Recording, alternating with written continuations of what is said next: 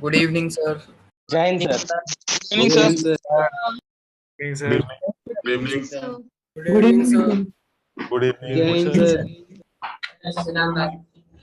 क्या हाल है भाई? अच्छे है सर। सर टेस्ट के डाउट थे, उसके लिए आप डाउट क्लास रखोगे क्या? हाँ, डाउट क्लास तो होगी। और एक डाउट के लिए कोई नंबर भी दिया था ना? हाँ सर, वो था। तो उस पे कोई रिप्लाई नहीं कर रहा है सर। रिप्लाई नहीं, पहले तुम व्हाट्सएप कर दो उसको, रिप्लाई एक बार में करेंगे। तो तुम्हें जो डाउट व्हाट्सएप करने हैं उसको व्हाट्सएप कर दो, उसके बाद फिर एक साथ ही उसको रिप्लाई करेंगे। ऐसे एक एक करके रिप्लाई अभी नहीं करेंगे। तो उस नंबर सर पे उसमें और क्वेश्चंस नहीं होंगे सर? हाँ, उसमें और भी क्वेश्चंस होंगे। मतलब जो अच्छे अच्छे डाउट्स होंगे। कई बार ऐसा होता है ना, कई बच्चों के डाउट कॉमन होते हैं, कई बड़े इंटरलिंक्ड होते हैं, कभी एक जैसे ऐसे लगते हैं, तो उनमें से छांट के मतलब ट्यूटोरियल क्वेश्चन में उतने ही क्वेश्चन होंगे और नहीं होंगे? किसमें? ट्यूटोरियल सेक्शन मतलब सेशन में सर, कल का सेशन जो हुआ था।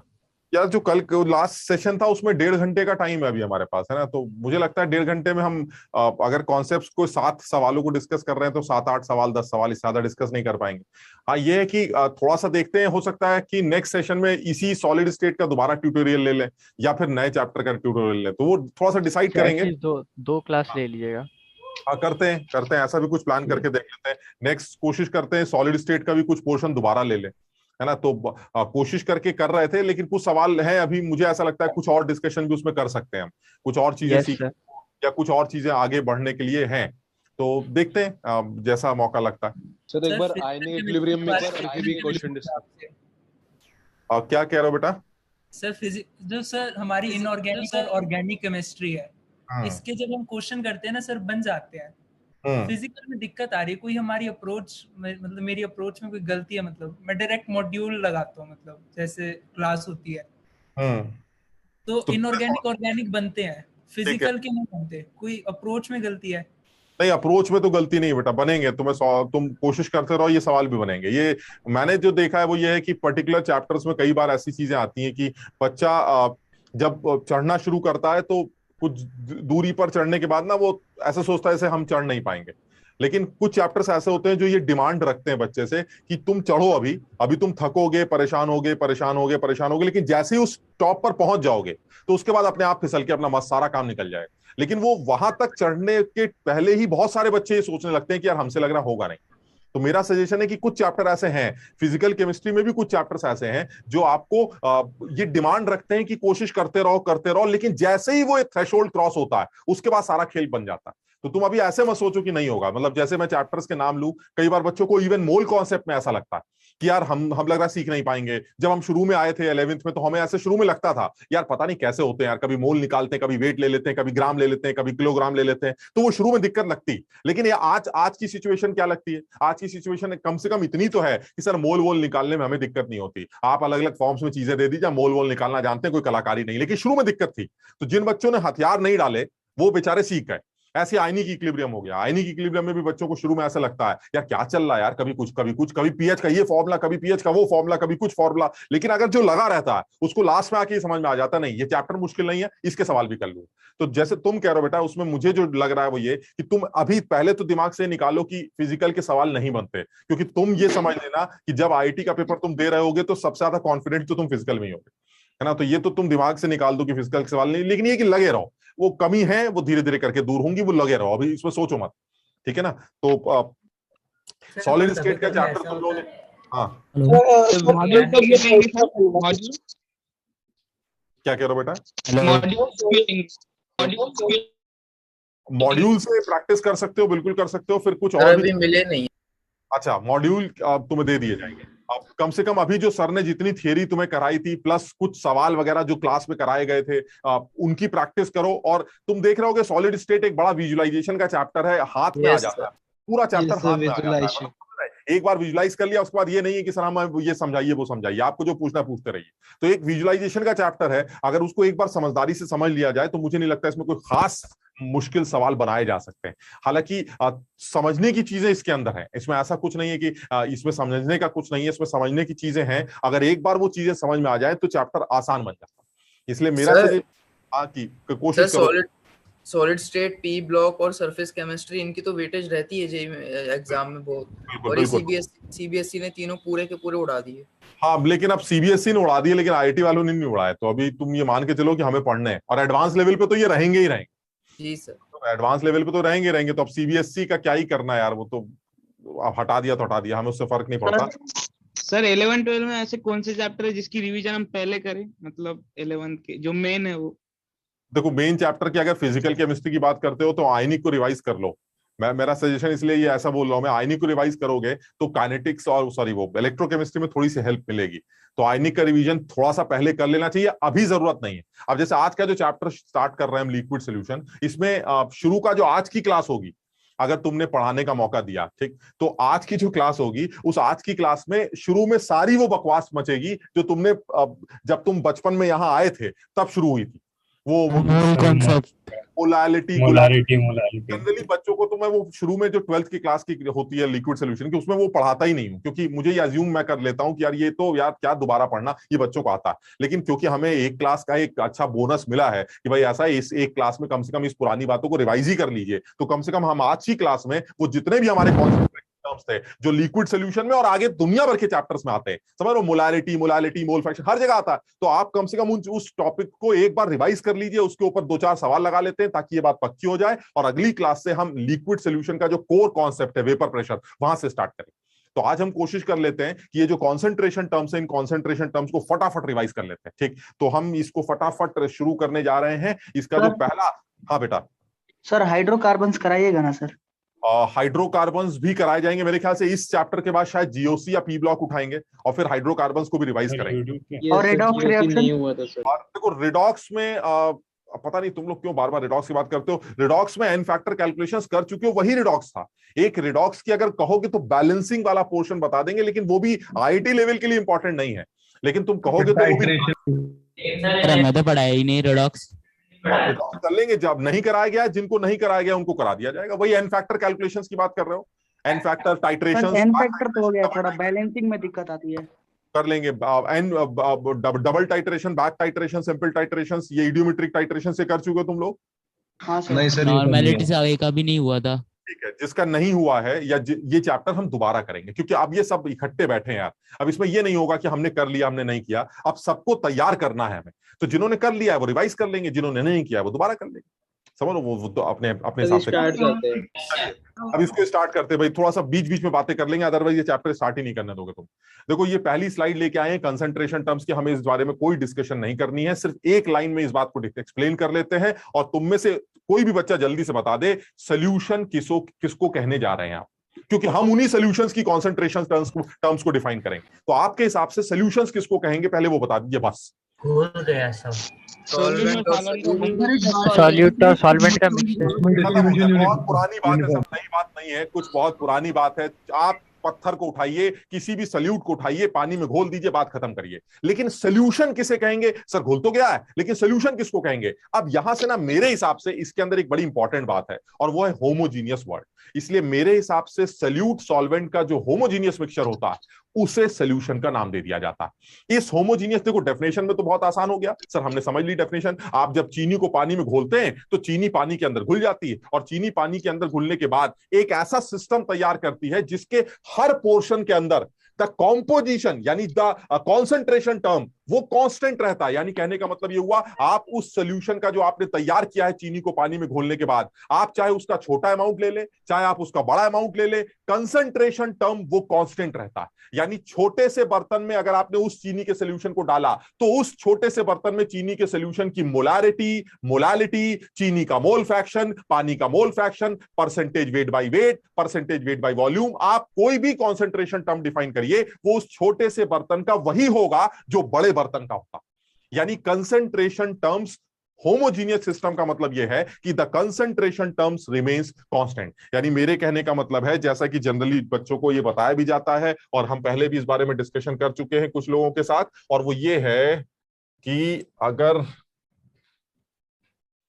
मान लीजिए आपने ये सोल्यूशन ले लिया, मान लीजिए ये सोल्यूशन ले लेते हैं, इसमें आपने चीनी को पानी के साथ घोलकर एक सोल्यूशन तैयार कर लिया, ठीक। अब इसमें होमोजीनियस वर्ड का क्या मतलब? होमोजीनियस वर्ड का मतलब यह है कि इस सोल्यूशन का अगर आपने छोटा सा अमाउंट बाहर निकाला या इस सोल्यूशन में से आपने ज्यादा अमाउंट बाहर निकाला, या इस सोल्यूशन में से आपने बहुत ज्यादा अमाउंट बाहर निकाला, आपको इस सोल्यूशन में से कुछ भी निकालना है निकाल लीजिए। इन तीनों बर्तनों में जो आपने निकाले, इनमें क्या अंतर? इनमें एक सीधा सा अंतर यह है कि सर छोटे से बर्तन में चीनी कम है, इसमें पानी भी कम है। सर क्लियर है ये?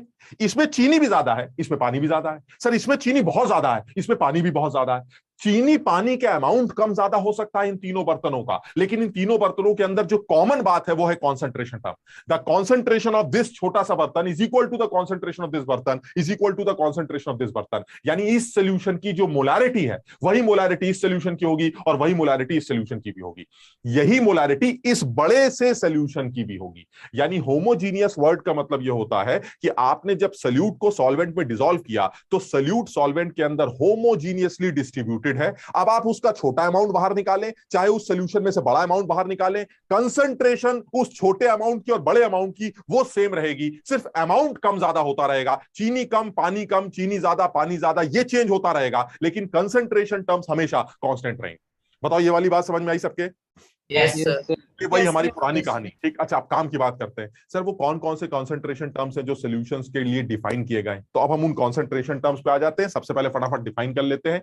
पहला जो कंसंट्रेशन टर्म आएगा हमारा मोलारिटी आएगा। देखो मैं इनकी डेफिनेशन तो चलो लिख देता हूं, लेकिन जो काम की बात है, तुम लोग में से कुछ लोग जो पढ़े हैं उनको बताया है मैंने, जो काम की बात है वो काम की बात है इन कंसंट्रेशन टर्म्स को अपनी लैंग्वेज में लिखा कैसे जाता, वो सबसे ज्यादा इंपॉर्टेंट। यानी अगर कोई ये कहे कि भाई मोलारिटी, तो मोलारिटी को हम अंग्रेजी में डिफाइन कर देते हैं, चलिए ठीक है हो गई, लेकिन उससे ज्यादा जरूरी है कि आप उस मोलारिटी को अपने हिसाब से समझिए कि उसका मतलब क्या है। यानी अगर किसी सॉल्यूशन की मोलारिटी गिवन हो तो उसका मतलब क्या होता है, ये इंपॉर्टेंट। हम अभी उस बारे में बात करते हैं। जो दूसरा कंसंट्रेशन टर्म पढ़ेंगे मोलारिटी पढ़ेंगे, तुम सब जानते हो। तीसरा कंसंट्रेशन टर्म मोल फ्रैक्शन होगा, फिर परसेंटेज कैलकुलेशंस के बारे में बात कर लेंगे। ये कुछ कंसंट्रेशन टर्म्स हैं जिनके बारे में हमें बात करनी होगी। यानी ये 4-5 कंसंट्रेशन टर्म्स हैं जिनके बारे में हम डिस्कशन करें। जो सबसे पहला कंसंट्रेशन टर्म आ रहा है मोलारिटी, ठीक, कोई बताएगा इसकी डेफिनेशन क्या होगी जिससे हमें कोई मतलब नहीं आ रहा, लेकिन फिर भी number of moles in 1 litre of solution. Per unit volume. 1 litre solution में कितने नंबर ऑफ मोल्स है हाँ, सॉल्यूट मतलब के? अगर आप, हाँ बिल्कुल, अगर आप डिफाइन करना चाहें तो ऐसे कह सकते हैं moles of solute dissolved, moles of solute dissolved in 1 litre solution.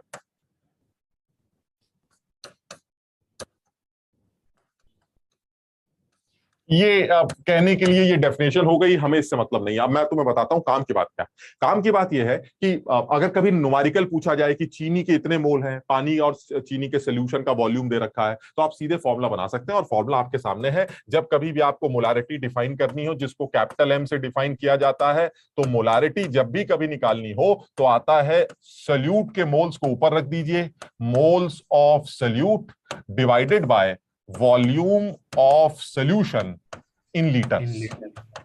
ये आपका फॉर्मूला बन गया। चलिए ठीक है, यानी एक सवाल तो सर हमें समझ में आ गया, एक सवाल तो सीधा सीधा हो गया एकदम, बिल्कुल घटिया इम्तिहान में पूछा जाएगा। चीनी के इतने मोल हैं, पानी का सोल्यूशन इतना है, बताइए मोलारिटी कितनी है, सीधे दे मारिए, सीधे डिवाइड कर दीजिए, आपको मोलारिटी मिल जाएगी। बिल्कुल बकवास। ठीक, अच्छा काम की बात क्या है? काम की बात यह है कि इस फॉर्मूले को देखकर मुझे 2-3 बातें और याद रखनी। वो क्या है? पहली बात ये याद रखनी, पहला तो ये फॉर्मूला ही हो गया, चलिए ठीक है, इस पे भी क्वेश्चन बन सकता है। दूसरी बात यह है कि अगर मैं मोलारिटी और इस वॉल्यूम को क्रॉस मल्टीप्लाई कर दूं तो मुझे चीनी के मोल मिल जाएंगे। देखो चीनी कह रहा हूं तो तुम बात समझ रहे हो कि नहीं? चीनी मतलब सॉल्यूट।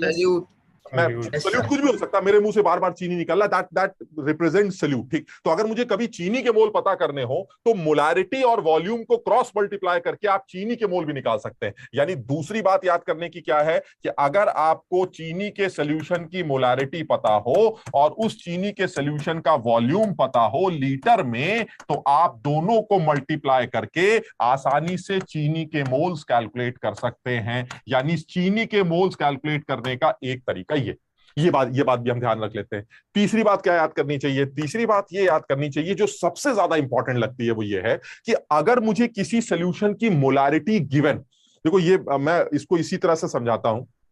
मान लीजिए मेरे पास एक सॉल्यूशन, ठीक, चीनी का सॉल्यूशन, वो सॉल्यूशन मैंने ऐसे छुपा लिया। ठीक, अब मैं आपसे ये कह रहा हूं भाई मेरे पास एक चीनी का सॉल्यूशन है। आप कहेंगे ठीक है सर मुझे दिखाई नहीं दे रहा, लेकिन आप कह रहे हैं तो मैं मान लेता हूं कि आपके हाथ में पीछे चीनी का सॉल्यूशन। ठीक, अब मैंने आपसे ये बोला कि उस चीनी के सॉल्यूशन की मोलारिटी मैं आपको दे देता हूं, छुपा रखा है। मैंने आपको बताया कि मेरे पास एक चीनी का सॉल्यूशन है जिसकी मोलारिटी एक्स है। ठीक, अब अगर मैं आपसे ये कहूं कि बताइए मेरे उस सोल्यूशन में चीनी कितनी है और पानी कितना है, तो आप क्या जवाब देंगे? अब यहां एक गड़बड़ आती है। गड़बड़ क्या बात आती कि सर ये मैं कैसे आपको बताऊं? आपने उस सोल्यूशन की मोलारिटी बता दी, हाँ बता दी, लेकिन ये मैं कैसे बताऊं? मुझे सोल्यूशन नहीं दिख रहा है, मुझे ये नहीं दिखाई दे रहा है कि आप हाथ में पीछे ढक्कन लेके खड़े हैं या हाथ में पीछे ग्लास लेके खड़े हैं या हाथ में आपने बाल्टी पकड़ी हुई है, मुझे ये दिखाई नहीं देता। और अभी हमारी बात हुई थी, अगर ढक्कन, ग्लास और बाल्टी की बात की जाती है तो क्या चीजें अंतर लाती हैं? वेट अलग होगा चीनी का, पानी का वेट अलग होगा। सर बाल्टी में चीनी ज्यादा होगी, पानी ज्यादा होगा, लेकिन सर इन तीनों चीजों में एक चीज कॉमन होगी एंड दैट इज कॉन्सेंट्रेशन। बताओ मेरी बात समझे? Yes sir. Yes sir, yes sir. कि आपके हाथ में ढक्कन है, आपके हाथ में बाल्टी है, आपके हाथ में ग्लास है, लोटा है, मुझे इससे मतलब नहीं है सर। एक चीज मुझे समझ में आती है, आपने जो ले रखा हो, इन सब लोगों की कॉन्सेंट्रेशन आपने एक्स डिफाइन की है। उस कॉन्सेंट्रेशन को डिफाइन करने का तरीका ये ले लेते हैं, अगर मेरे पास एक्स मोलर, अब कोई भी सॉल्यूट ले लेते हैं, मान लीजिए शुगर सोल्यूशन ही ले लेते हैं, एक्स मोलर शुगर सोल्यूशन है, तो इसका क्या मतलब? आप कोई सोच के बताए, अगर मेरे पास एक्स मोलर शुगर सोल्यूशन है तो क्या आपको ये पता चल गया कि चीनी कितनी? क्या मेरे उस हाथ में,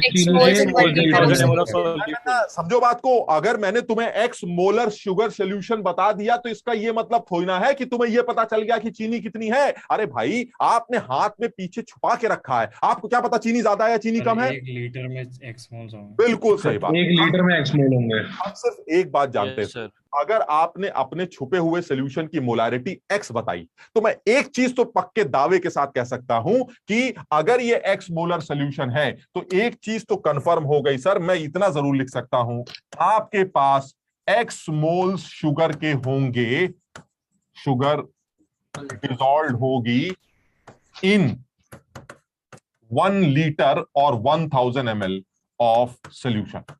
यानी एक चीज तो क्लियर है सर, आप अपने हाथ में क्या सोल्यूशन लेके आए हैं, कितना ज्यादा सोल्यूशन लेके आए हैं या कितना कम सोल्यूशन लेके आए हैं, ये मुझे नहीं पता, मैं मान लेता हूं ये बात मुझे नहीं पता। लेकिन सर मुझे एक बात पता है, अगर आपका सोल्यूशन, जो मुझे दिखाई नहीं देता, अगर आपका सोल्यूशन 1 लीटर है तो उसमें चीनी एक्स मोल होगी सर, ये कंफर्म। बताओ समझे बात?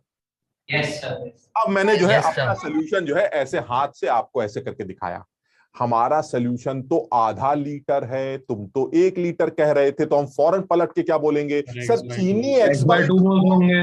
अब चीनी x नहीं होगी क्योंकि मोलारिटी x है सर आपकी। मेरी बात समझो, यानी सोल्यूशन को अगर आपने छुपा लिया मुझे फर्क नहीं पड़ता, मैं अपना एक सोल्यूशन डिफाइन करूंगा, 1 लीटर सोल्यूशन x मोल चीनी, ये मेरा सोल्यूशन है। अब आप अपना सोल्यूशन दिखाइए, मैं फौरन आपको अपना सोल्यूशन दिखाऊंगा और मैं बोलूंगा मेरा सोल्यूशन आधा लीटर है, मैं फौरन पलट के बोलूंगा आपके अंदर चीनी x/2 होगी। यानी कहने का मतलब यह हुआ, सॉल्यूशंस होमोजीनियस नेचर के होते हैं। आप जब भी कभी कोई कॉन्सेंट्रेशन टर्म गिवन हो, आप उस कॉन्सेंट्रेशन टर्म को पहले लिखना सीख लीजिए, आपको फॉर्मूले तक नहीं लगाने पड़ेंगे। मैं अपने लेक्चर के एंड में, आज जब तुम्हें पीडीएफ दूंगा, ये सारा शेयर करूंगा, तो लास्ट में मैंने हर तरह के फॉर्मूले लिख रखे हैं। मोल फ्रैक्शन को मोलालिटी में कन्वर्ट करना, इसको इसमें कन्वर्ट करना, कम से कम नहीं तो 8-10 फॉर्मूले मैंने साथ में लिख दिए, लेकिन मैंने उनमें से एक भी फॉर्मूला याद नहीं किया भाई, इसलिए मैं लिख के लाया हूं। वो फॉर्मूले मैंने पीछे की स्लाइड में डाल रखे हैं, मैं तुम्हें दे दूंगा, तुम में से जिसका दिल करे वो फॉर्मूले याद कर लेना। मैंने आज तक उनमें से एक भी फॉर्मूला याद नहीं किया है, क्योंकि मैंने सिर्फ इन कॉन्सेंट्रेशन टर्म्स को लिखना सीख लिया। यानी जब कभी भी मोलारिटी गिवन होती है तो मैं उसको आंख बंद करके लिख के आता हूं, इतने मोल सॉल्यूट के 1 लीटर सोल्यूशन में डिसॉल्व हैं। अब तुम ये बताओ, इस लाइन को लिखने से तुम्हें क्या क्या चीज दिखने लगती? क्या तुम्हें ये दिखने लगती है कि चीनी के एक्स मोल सोल्यूशन का वॉल्यूम 1000 ml होगा? Yes sir, yes sir, yes sir. तुम्हें सोल्यूट के मोल मिल गए, तुम्हें सोल्यूशन का वॉल्यूम मिल गया। अगर कोई गलती, ऐसे पूछ रहा हूं मैं, गलती से को पूछे what is percentage weight by volume of this solution, क्या निकाल पाओगे आप? Percentage weight by volume, weight आराम मोल से से सर। मिल जाएगा। पर मैं अभी डेफिनेशन लिख दूंगा वेट बाय वॉल्यूम की, लेकिन फिर भी किसी को अगर याद हो, परसेंटेज वेट बाय वॉल्यूम का मतलब है वेट ऑफ चीनी upon volume of solution into 100। क्या वेट ऑफ चीनी नहीं मिल गई मुझे यहां से? सर मोल से तो मिल गई। वॉल्यूम नहीं मिल गया? अरे आ गया सर Yes, परसेंटेज। अब इसी का एक फॉर्मूला बनाया जाए, समझो एक फॉर्मूला निकालेंगे, तुम उसको घोटोगे रटोगे और पता चला याद करके उल्टा सीधा चले आए।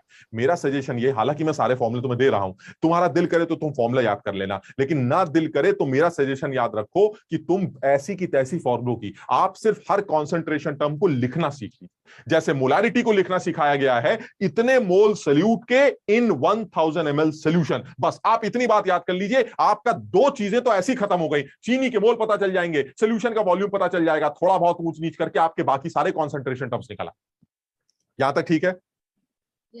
यानी मुझे अभी सिर्फ एक बात याद करनी थी कि मोलारिटी को डिफाइन करा कैसे गया है, एक जनरल फॉर्मूला मुझे पता होना चाहिए। दूसरी बात, क्रॉस मल्टीप्लिकेशन से चीनी के मोल निकाले जा सकते हैं। और तीसरी बात, जब कभी किसी सोल्यूशन की मोलारिटी गिवन हो तो उसको एक्सप्लेन कैसे किया जाता, इतना सीख लिया। अब आते हैं दूसरे कॉन्सेंट्रेशन टर्म पे, फिर इन सबको आपस में इकट्ठा करके देखेंगे। दूसरा कॉन्सेंट्रेशन टर्म आता है मोलारिटी। फिर वही है, अंग्रेजी में डेफिनेशन में लिख के ले आया हूं, मुझे इससे कोई लेना देना नहीं। तुम सब जानते हो, अगर तुमसे कभी भी मोलारिटी के बारे में बात की जाती है तो तुम सब ये बात जानते हो कि मोलारिटी जब भी लिखी जाती है, इसको लिया निकालने का जो तरीका है, जिसको स्मॉल m से डिफाइन करते हैं, it is moles of solute divided by weight of solvent. याद है ये वाली बात? In kilogram. ये हमारी, इसका मतलब हुआ सर एक सवाल तो यही हो गया, एक सवाल तो यही हो गया सर, चीनी वीनी के मोल बता दीजिएगा, पानी का वेट बता दीजिएगा, सीधे दे मारेंगे, मोलालिटी बाहर आ जाएगी। घटिया लेवल का सवाल होगा सर, ये हमें नहीं लगता हमसे पूछा जाएगा, ये दे रखा, ये दे रखा, डिवाइड कर दो। ठीक, बहरहाल एक ये फॉर्मूला याद कर लिया। अब इसमें दूसरी बात फिर से क्या आई? दूसरी बात यही आई सर, अगर आपने क्रॉस मल्टीप्लाई कर दिया तो आपको चीनी के मोल फिर से मिल जाएंगे। बताओ ठीक है ये वाली बात? यानी कि मुझे दूसरी बात, ये मेरी पहली बात हो गई, ये मेरी दूसरी बात हो गई। दूसरी बात ये हो गई कि अगर मैंने मोलालिटी को क्रॉस मल्टीप्लाई कर दिया सॉल्वेंट के वेट से, wait of solvent in KG, तो आपको इनडायरेक्टली चीनी के मोल्स मिल जाएंगे, that is moles of solute. ये मेरी दूसरी बात हो गई। ठीक है, इसको भी भूल जाते हैं। तीसरी फिर से आती है सबसे इंपॉर्टेंट बात, कि अगर इस बार फिर मैं एक सोल्यूशन लाके छुपा दूं और आपसे बोलूं कि मेरे पास एक सोल्यूशन है जिसकी मोलालिटी y है, बताइए मेरे सोल्यूशन में चीनी कितना, पानी कितना, तो आप फौरन पलट के कहिएगा मुझे नहीं पता तुम्हारे सोल्यूशन में चीनी कितना, पानी कितना, क्योंकि वो तो तुमने छुपा रखा है। लेकिन मैं ये जानता हूं, मैं अपना एक सोल्यूशन डिफाइन करने जा रहा हूं जिसकी मोलालिटी y है, और उसको डिफाइन करने का तरीका क्या है? अगर किसी सोल्यूशन की मोलालिटी y है, y मोलल, अब कोई भी सोल्यूशन ले लेते हैं, KOH सोल्यूशन ले लेते हैं, KOH solution, Y molal KOH solution. बताओ, ये मैंने छुपा रखा है, मैंने KOH का सोल्यूशन Y मोलल ले लिया और उसको छुपा लिया। क्या मतलब इसका? क्या दिखाई दे रहा है तुम्हें KOH कितना है? नहीं। क्या तुम्हें ये दिखाई दे रहा है पानी कितना है? नहीं। लेकिन आप ये तो जानते हैं कि अगर मैं अपना कोई सोल्यूशन Y मोलल, बिल्कुल, तो कैसे आंसर निकालूंगा? अगर मैं इसको डिफाइन करना चाहूं तो इसको डिफाइन करने का तरीका है Y moles of 1 kg of water. बिल्कुल सही बात है, डिसॉल्व इन 1000 ग्राम या 1 kg जो भी बोले ऑफ सॉल्वेंट। सर अगर हमें सोल्यूशन के कंसंट्रेशन निकालनी है तो हमने डिनोमिनेटर में सॉल्वेंट क्यों लिया, सोल्यूशन क्यों नहीं लिया? नहीं, ये बेटा मोलालिटी निकाल रहा हूं मैं, सोल्यूशन की कंसंट्रेशन को डिफाइन किया जा रहा है। ठीक, ये मोलालिटी नहीं, सॉल्यूशंस की कंसंट्रेशन को 5-6 तरीके से डिफाइन किया जाता है। अगर आप किसी सॉल्यूशन की कंसंट्रेशन को मोलारिटी के टर्म्स में डिफाइन करना चाहते हैं तो आपको नीचे सॉल्यूशन का वॉल्यूम लीटर में लेना पड़ता है। अगर आप किसी सॉल्यूशन की कंसंट्रेशन को मोलालिटी के टर्म्स में डिफाइन कर रहे हैं तो आपको सॉल्यूशन को का वॉल्यूम या सॉल्यूशन के वेट की जगह डिनोमिनेटर में सॉल्वेंट का वेट लेना पड़ता है। तुम्हें यह डाउट क्यों आ रहा है कि सॉल्वेंट का वेट सॉल्यूशन की कंसंट्रेशन को चेंज नहीं कर सकता है? आप खुद सोच के देखिए, क्या मैं चीनी को चेंज कर दूं तो क्या सॉल्यूशन की कंसंट्रेशन चेंज होगी? अगर सॉल्वेंट इतना ही है तो होगा नहीं। एक सेकंड, सॉल्वेंट की बात नहीं कर रहा। अगर मैं चीनी के चम्मच को कम ज्यादा करूं तो क्या सॉल्यूशन की कंसंट्रेशन घटेगी, बढ़ेगी? क्या सिर्फ सोल्यूट को ही कम ज्यादा करने से सॉल्यूशन की कंसंट्रेशन बढ़ाई जा सकती है? क्या सॉल्वेंट के साथ बदतमीजी करने से चेंज नहीं होगी? होगी सर। यानी आप सॉल्वेंट को भी चेंज करके कंसंट्रेशन चेंज कर सकते हैं, सॉल्वेंट को कम करके सॉल्वेंट को ज्यादा करके सॉल्यूशन की कंसंट्रेशन चेंज कर सकते हैं, सोल्यूट को कम ज्यादा करके सॉल्यूशन की कंसंट्रेशन चेंज कर सकते हैं। Concentration term of a solution, ये वो टर्म है जो सोल्यूट या सॉल्वेंट में छेड़खानी करने से बदलता, यानी किसी भी सॉल्यूशन का वो टर्म जो चीनी या पानी के साथ छेड़खानी करने से बदले, उसे कंसंट्रेशन टर्म का नाम दिया जाता है। मेरी बात समझ रहे हो? तो मैं सिर्फ सॉल्यूशन की बात नहीं कर रहा हूं, आप सॉल्वेंट के साथ छेड़खानी करके भी कंसंट्रेशन चेंज कर सकते हैं, लेकिन उस टाइम उस कंसंट्रेशन को मोलारिटी डिफाइन ना करके मोलालिटी डिफाइन किया जाए। मेरी बात समझे बेटा? ठीक। अच्छा, अब ये तीसरी बात हमारे लिए बहुत ज्यादा इंपॉर्टेंट है कि अगर मुझे किसी सोल्यूशन की मोलालिटी गिवन हो तो आपको अंग्रेजी में ये लाइन लिखनी आनी चाहिए, क्योंकि जैसे ही आप ये लाइन लिखते हैं आपकी दो प्रॉब्लम सॉल्व हो जाती है। बताइए, पहली प्रॉब्लम, चीनी कितना, Y, सॉल्वेंट कितना, 1 किलो। वो कहेगा नहीं ऐसा तो नहीं है, सॉल्वेंट तो 2 किलो है, तो आप बता दीजिएगा चीनी डबल हो जाएगी। बात समझिए, अमाउंट कम ज्यादा होते रहेंगे लेकिन कंसंट्रेशन में फर्क नहीं पड़ता। This is homogeneous nature of solution. अभी हम इसको यूज करेंगे। यहां तक क्लियर है सबको? तीसरी कंसंट्रेशन टर्म पर आते हैं। बड़ा फर्जी कंसंट्रेशन टर्म है मोल फ्रैक्शन। सारी दुनिया जानती है, इसके बारे में कुछ भी बात करने से कोई फायदा नहीं है, बिल्कुल क्लियर है। सर मोल का फ्रैक्शन तो वैसे ही समझ में आता है। अगर इस पूरी क्लास में मुझे मेरा फ्रैक्शन चाहिए तो मैं अपने आप को सब लोगों से डिवाइड कर दूंगा और उन सब लोगों में मैं दोबारा आऊंगा। मेरी बात समझ रहे हो कि नहीं? यानी मोल फ्रैक्शन का मतलब है मैं अपॉन हम, उस हम में मैं दोबारा आऊंगा, मुझे मत छोड़ दीजिएगा आप। मेरी बात समझे कि नहीं? यानी कहने का मतलब ये हुआ कि अगर आप सोल्यूशन की बात करते हैं तो सोल्यूशन में सल्यूट भी होता है और सॉल्वेंट भी होता है। तो अगर आप सल्यूट का मोल फ्रैक्शन की बात करते हैं तो सल्यूट के मोल को टोटल मोल से डिवाइड कर दीजिएगा, जिसमें टोटल मोल्स में सल्यूट भी आएगा और सॉल्वेंट भी आएगा। यानी कहने का मतलब ये हुआ कि अगर मेरे पास कोई सोल्यूशन हो जो बना रखा है तो उसमें सल्यूट का जो मोल फ्रैक्शन होगा, mole fraction of solute, it will be moles of solute divided by moles of solute plus moles of solvent. और बिल्कुल इसी तरह से अगर आपको मोल फ्रैक्शन सॉल्वेंट का निकालना हो तो बिल्कुल सीधा है, सल्यूट के मोल फ्रैक्शन में से आप 1 से माइनस कर दीजिएगा, आपको इसका मोल फ्रैक्शन मिल जाएगा। और नहीं तो आप चाहें तो फॉर्मूला भी लिख सकते हैं, moles of solvent divided by moles of solute plus moles of solvent.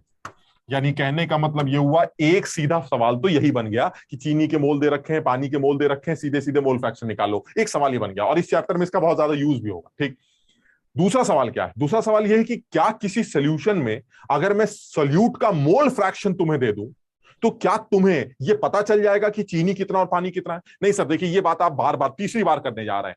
आप कंसंट्रेशन टर्म देखने के बाद कभी भी ये नहीं बता सकते कि चीनी इतनी है और पानी इतना है। बात समझ लो, जो तुम सोल्यूशन लेके आए हो उस सोल्यूशन में चीनी और पानी कितना है ये मैं नहीं जानता सर, क्योंकि वो तो आपने छुपा रखा है।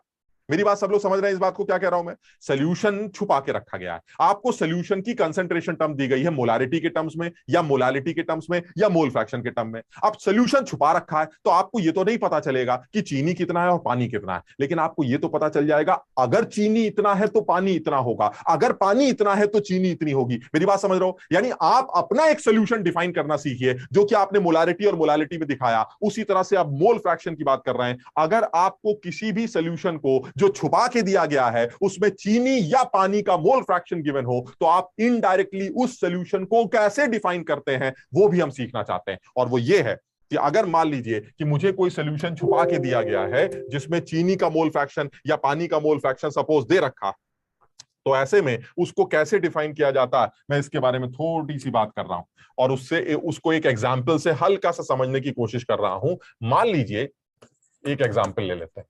मान लीजिए वो मुझसे कह रहा है in an aqueous solution of, कुछ भी ले लेता हूं, urea, the mole fraction of urea is 1/31। मान लीजिए, यानी उसने क्या किया, उसने कहा भाई साहब ऐसा मेरे पास एक यूरिया का सोल्यूशन ये देखिए मैंने छुपा लिया। मैंने कहा ठीक है, बताइए आप क्या है उस सोल्यूशन के बारे में। कह रहा है उस सोल्यूशन में जो यूरिया का मोल फ्रैक्शन है वो 1/31, बस छुपा रखा, छुपा के रखा हुआ है, यूरिया का मोल फ्रैक्शन 1/31। उसने कहा बताइए मेरे सोल्यूशन में यूरिया कितना है। मैंने कहा देखिए गंदे सवाल मत पूछिए, मुझे क्या पता यूरिया कितना है। अगर आपका सोल्यूशन कम है तो यूरिया कम होगा, अगर आपका सोल्यूशन ज्यादा है तो यूरिया ज्यादा होगा। मुझे तो दिखाई नहीं दे रहा आपका सोल्यूशन कितना है, तो मैं ये नहीं बता सकता यूरिया कितना, पानी कितना। ठीक, हाँ मैं ये जरूर कह सकता हूं कि मैं अपना एक सोल्यूशन डिफाइन करके दिखा देता हूं आपको जिसमें यूरिया का मोल फ्रैक्शन 1/31 ही होगा। मैं अपना सोल्यूशन डिफाइन कर देता हूं, बाकी आपने पीछे क्या छुपा रखा है मुझे उससे मतलब नहीं। यहां तक ठीक है? अब मैं इस केस में अपना सोल्यूशन कैसे डिफाइन करता हूं ये मैं तुम्हें बताता हूं। बहुत आसान, अगर कभी भी तुम्हें सॉल्यूट या सॉल्वेंट में से किसी का भी मोल फ्रैक्शन गिवन हो तो सबसे पहले आप 1/31 को 1/1 + 30 लिख दीजिए। बताओ समझे बात? Yes sir. खत्म हो गई बात। अब तुम बताओ, अब तुम्हें दिखाई देता है यूरिया कितना है? सर 1 मोल यूरिया 1 है।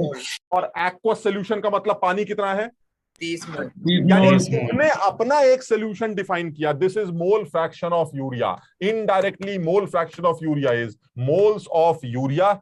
अगर मैं यूरिया के मोल फ्रैक्शन की बात करता हूं तो यूरिया का जो मोल फ्रैक्शन आएगा वो आएगा मोल्स ऑफ यूरिया, नीचे क्या आएगा, moles of urea plus moles of पानी। अब आप सोचिए जरा इस बात को इसके साथ जरा कंपेयर करके देखिए, साफ दिखाई देता है। आपने 1/31 को ब्रेक करके लिख दिया 1/1+30। अब साफ समझ में आता है, ऊपर अगर ये यूरिया का मोल फ्रैक्शन है तो ऊपर किसके मोल होने चाहिए, यूरिया के। तो इससे इनडायरेक्टली समझ में आता है कि मुझे ऐसा लगता है कि जो मेरा सोल्यूशन है उसमें यूरिया के मोल 1 है और पानी के मोल 30। ये आपका सोल्यूशन है। अब सोचो अगर वो आपका पीछे से सोल्यूशन निकाल के कहे, अबे लल्लू हमारा सोल्यूशन में पानी तो 60 मोल है, तो आप कहिएगा तेरे सोल्यूशन में अगर पानी 60 है तो यूरिया 2 मोल होगा। बताओ समझे बात? Yes, भाई तुमने जो अपना सोल्यूशन डिफाइन किया वो डिफाइन कर लिया कि भाई पानी अगर 30 होगा तो यूरिया 1 होगा, बात खत्म। तुम क्या पीछे छुपा के बैठे हो, भाड़ में जाओ। ठीक, उसने कहा नहीं अगर मैं आपको दिखा दूं अपना सोल्यूशन तो ये देखिए, उसको कह रहा पानी तो 60 मोल है, पानी अगर 60 मोल है तो आप उससे कह दीजिएगा तुम कैलकुलेट करके देखो यूरिया इसमें 2 मोल होगा। सोल्यूशन के अमाउंट कम ज्यादा हो सकते हैं लेकिन कॉन्सेंट्रेशन टर्म चेंज नहीं होंगे, बिकॉज सोल्यूशंस होमोजीनियस नेचर के होते हैं। किसी भी एक ही टंकी से निकल कर आने वाले जितने भी सोल्यूशंस होंगे वो सब सेम कॉन्सेंट्रेशन के सोल्यूशन होंगे, उनके अमाउंट कम ज्यादा हो सकते हैं। चीनी पानी का अमाउंट कम ज्यादा हो सकता है लेकिन चीनी पानी से निकल के आने वाला जो कॉन्सेंट्रेशन टर्म है वो कांस्टेंट रहेगा। यानी एक ही टंकी के अंदर बना सोल्यूशन होमोजीनियस नेचर का होता है, उसमें से ज्यादा चीज निकाल लो, उसमें से कम अमाउंट निकाल लो, अमाउंट कम ज्यादा हो सकता है, चीनी कम ज्यादा हो सकती है लेकिन कंसंट्रेशन टर्म्स हमेशा कांस्टेंट रहती है। इसी वजह से आप अपने सॉल्यूशंस को डिफाइन करना अगर सीख जाएंगे तो आपको किसी भी तरह के फॉर्मूले को याद करने की जरूरत नहीं पड़ेगी। कुछ बच्चों को डाउट ये होता है सर 1/31 को तो 1/1+30 लिख सकते हैं, सपोज 2/9 होता तो क्या करते? अबे तो 2/9 को 2/2+7 लिख देते। अभी इतनी तो गणित हमें आती है। यानी अगर मान लीजिए कहीं किसी सवाल में उसने इसी सवाल या इसी तरह के सवाल में यूरिया का मोल फ्रैक्शन 2/9 दे रखा, अब इसको नहीं लिख पाओगे, ये लिख दो 2/2+7। बताओ समझे बात को? Yes sir. और जैसे ही इसको 2/2+7 लिखोगे ये 2 क्या बन जाएगा इस बार? ये यूरिया के मोल बन जाएंगे, 7 क्या बन जाएगा? ये सोचिए मोल फ्रैक्शन को लिखते ही इस तरह से ब्रेक करते ही आपको चीनी के मोल दिख जाते हैं, आपको पानी के मोल दिख जाते हैं। सोच के जवाब देना, क्या तुम्हें इस सॉल्यूशन की मोलालिटी दिखती है? सोच के जवाब देना, मोलालिटी। यस सर दिखती है। क्या फॉर्मूला है मोलालिटी का? बताओ ऊपर क्या चाहिए? Sir mole of solvent.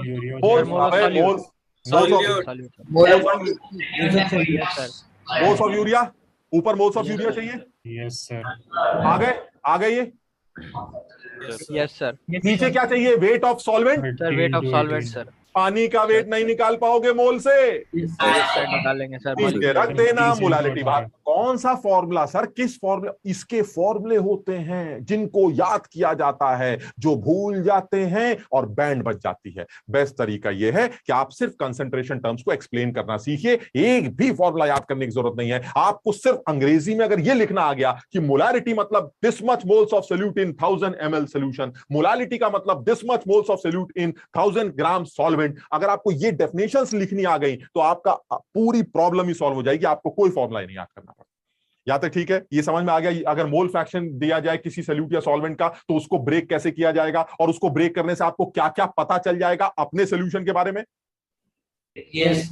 अच्छा अब ये बताओ अगर मैं इसकी मोलालिटी निकालूं, सपोज मैं इसकी मोलालिटी निकालता हूं और इसकी मोलालिटी आ जाती है सपोज 100/54, 50/27 आ गई, ठीक, कुछ भी आ गई, एक्स ए आ गई। वो जो मोलालिटी आ रही है वो मोलालिटी तो तुम्हारे सोल्यूशन क्या आ रही है ना, जो तुमने डिफाइन किया। भाई उसने तो सोल्यूशन छुपा रखा, उसने अगर सोल्यूशन छुपा रखा है जिसमें यूरिया का मोल फ्रैक्शन 1/31 है, उसने तो छुपा रखा है। तुमने क्या बोला? तुम छुपा के रखो, मैं अपना सोल्यूशन डिफाइन करता हूं, 1 मोल यूरिया 30 मोल पानी। ये जो तुमने डिफाइन किया ये तुम्हारा सोल्यूशन है या उसका सोल्यूशन है? तुम्हारा। अब जो मोलालिटी आएगी वो तुम्हारी आएगी या उसकी आएगी? जब तुम निकालोगे वो तो अपने सोल्यूशन की बात कर रहा है। वो कह रहा है तुम अजीब बेवकूफ आदमी हो, तुम अपने सोल्यूशन की मोलालिटी बता रहे हो, तुम इसकी बताओ ना। ये क्या जवाब दोगे? एक ही टंकी से निकले हो, एक ही टंकी से आए हो, जो हमारी होगी वही तुम्हारी होगी, क्योंकि कंसंट्रेशन टर्म्स हमेशा फिक्स होते हैं। मेरी बात समझ रहे हो? इसी चीज का फायदा उठाया जाता है, सॉल्यूशंस के होमोजीनियस नेचर का फायदा उठाया जाता है, अपने सॉल्यूशन को डिफाइन किया जाता है, सब कुछ अपने सॉल्यूशन के लिए डिफाइन की जाती है और वही सारे आंसर उसके मुंह पे मार दिए जाते हैं। क्यों? क्योंकि एक ही टंकी से निकले हैं और एक ही टंकी से निकलने वालों के कॉन्सेंट्रेशन टर्म्स हमेशा कांस्टेंट रहते हैं। समझ पाए यहाँ तक? सर इसका एक और फॉर्मूला हो सकता है ना, moles of urea upon moles of solution of urea, जितना भी है तो सॉल्यूशन के। नहीं देखो, कुछ बुक्स पे लिखते तो ऐसा है जो तुम कह रहे हो बेटा कि ऊपर सल्यूट या सॉल्वेंट के मोल्स लिख देते और नीचे मोल्स ऑफ सॉल्यूशन लिख देते। लेकिन मुझे तो ये बात आज तक समझ में नहीं आई कि किताब लिखने वाला इतना बेवकूफ कैसे हो सकता है। सॉल्यूशन का मोल्स क्या होता है? Moles is for a component. Mole किसी कॉम्पोनेंट के होंगे, टोटल थोड़ी ना कुछ होता है। सॉल्यूशन क्या होता है? सॉल्यूशन तो दो लोगों का मिक्सचर होता है, उसके मोल्स का कोई मतलब नहीं। आप ये कह सकते हैं कि moles of solute divided by total moles present in the solution of solute and solvent. लेकिन मोल्स ऑफ सॉल्यूशन लिखना तो ही समझदारी नहीं लगती। तुम समझ गए ना मेरी बात को? तो ऊपर हमेशा किसी एक कंपोनेंट के मोल्स होंगे, नीचे टोटल मोल्स होंगे जिसमें सॉल्यूट भी इन्वॉल्व होगा और सॉल्वेंट भी। आप उसको सॉल्यूशन के मोल मत बोलिए, क्योंकि सॉल्यूशन का कोई मोल नहीं होता, सॉल्यूशन तो मिक्सचर होता है। मेरी बात सब लोग समझ रहे हैं क्या कह रहा हूं मैं, है ना? तो वो कहीं अगर तुमने पढ़ा भी हो तो तुम उस फॉर्मूले को कभी यूज मत करो, उस फॉर्मूले को कभी लिखो मत, क्योंकि लिखने वाले ने सोच के कुछ लिख दिया लेकिन उसने सोचा नहीं इस बारे में कि यार ये क्या बात होती है, नीचे सॉल्यूशन के मोल लिख रखे हैं। सॉल्यूशन का थोड़ा कोई मोल होता है यार, नीचे लिखना चाहिए solute plus solvent and that is total moles present in the solution. ये कह सकते हैं total moles present in the solution. समझ गए? अच्छा, अब इसी में आते हैं दूसरे बात पर आ जाते हैं। अब फटाफट परसेंटेज कैलकुलेशंस की बात कर लेते हैं। तो ये भी बड़े सीधे सी बात होती है, इसमें कोई कहानी नहीं है। परसेंटेज कैलकुलेशंस यानी सॉल्यूशंस की कॉन्सेंट्रेशंस को डिफाइन करने का एक नायाब नया तरीका, जो आजकल का मॉडर्न तरीका माना जाता है। तुम देखते होगे कई बार जब सॉल्यूशंस की बात करते हैं, या आप कभी भी किसी सॉल्यूशन या किसी दवा को खरीदें बाजार में, तो उस दवा में हमेशा अब कंसेंट्रेशन उस दवा में लिखी जाती है percentage weight by volume of alcohol या परसेंटेज वेट बाय वॉल्यूम ऐसे। तो वो आजकल जो कंसेंट्रेशन डिफाइन किया जाता है वो परसेंटेज के टर्म्स में कंसेंट्रेशन टर्म डिफाइन किया जाता है। और इस कंसेंट्रेशन टर्म में डिफाइन करने में जो पहला नाम आता है वो आता है परसेंटेज वेट बाय वेट। यानी सॉल्यूशंस की कॉन्सेंट्रेशंस को परसेंटेज वेट बाय वेट के फॉर्म में रिप्रेजेंट करना, इसका क्या मतलब? तो हमने कहा मतलब तो बड़ा सीधा है सर, इसकी डेफिनेशन बता दीजिए। तो जैसे आप लिखते थे, सबसे पहले डेफिनेशन हो जाएगी, ऊपर आ जाएगा weight of solute in gram divided by weight of solution in gram into 100।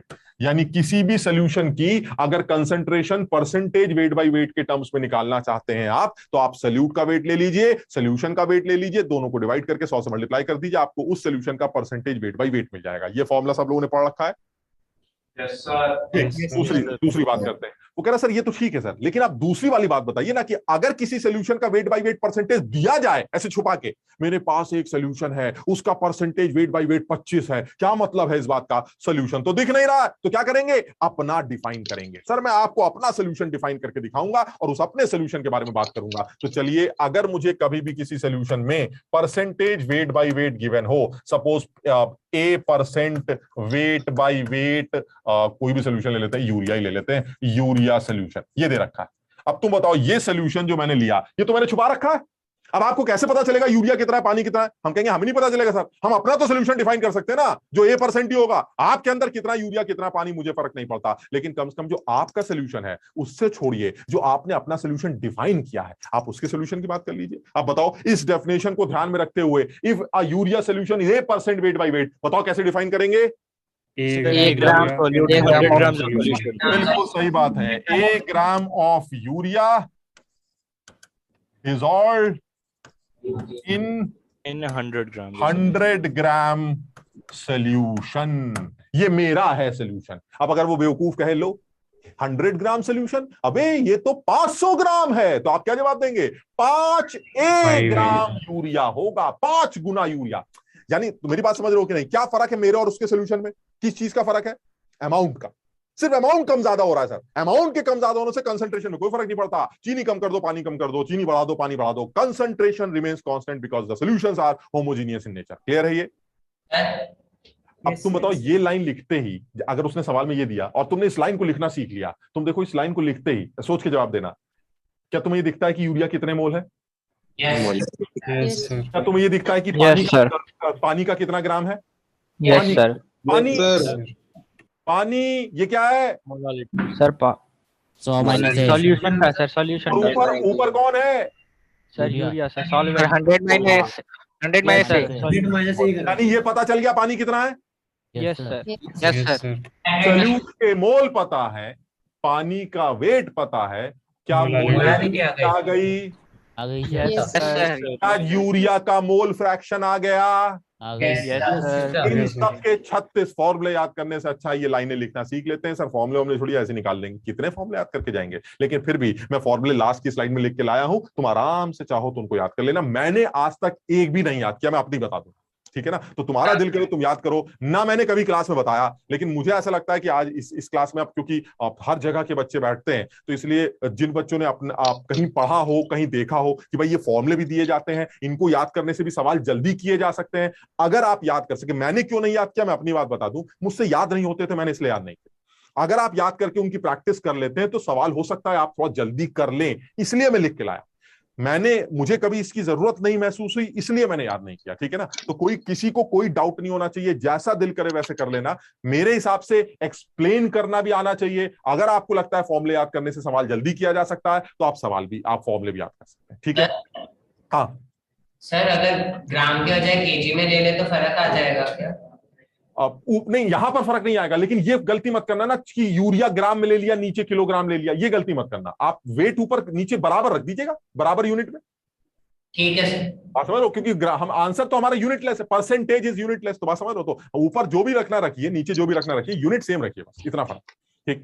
दूसरी जो कॉन्सेंट्रेशन टर्म आती है यहां पर, वो भी लिख लेते हैं। जो दूसरा कॉन्सेंट्रेशन टर्म आता है वो आता है परसेंटेज वेट बाय वॉल्यूम। ये भी इंपॉर्टेंट कॉन्सेंट्रेशन टर्म है। इसको भी देखकर मुझे लगता है तुम में से बहुत सारे लोग एक्सप्लेन कर सकते हैं। ऊपर वेट आ जाएगा, नीचे वॉल्यूम आ जाएगा, किसका? सोल्यूशन का। खत्म हो गया। यानी क्या आ गया? Weight of solute in grams, weight of solute in grams divided by volume of solution in ml into 100।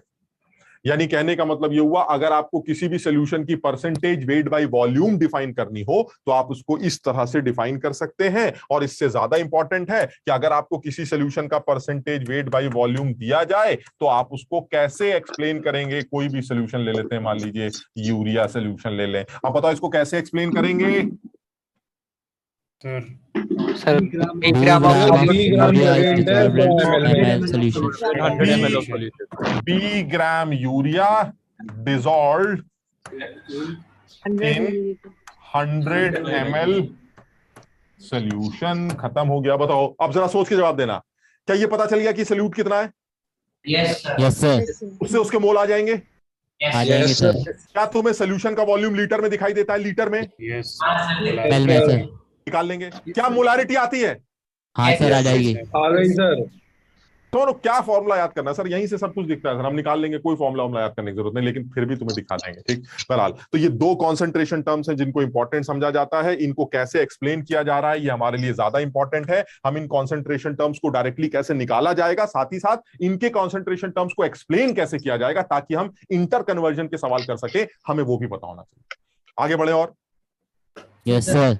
Next concentration term जो आता है वो बड़ा यूनिक है, रेयरली देखने को मिलता है, and that is percentage volume by volume. क्यों बोल रहा हूं मैं ऐसा कि रेयरली देखने को मिलता है? क्योंकि वॉल्यूम बाय वॉल्यूम का मतलब ये हुआ कि ऊपर भी वॉल्यूम होगा और नीचे भी वॉल्यूम होगा, और ऊपर वॉल्यूम सोल्यूट के लिए तभी एक्सप्लेन होता है जब सोल्यूट हमारा लिक्विड हो।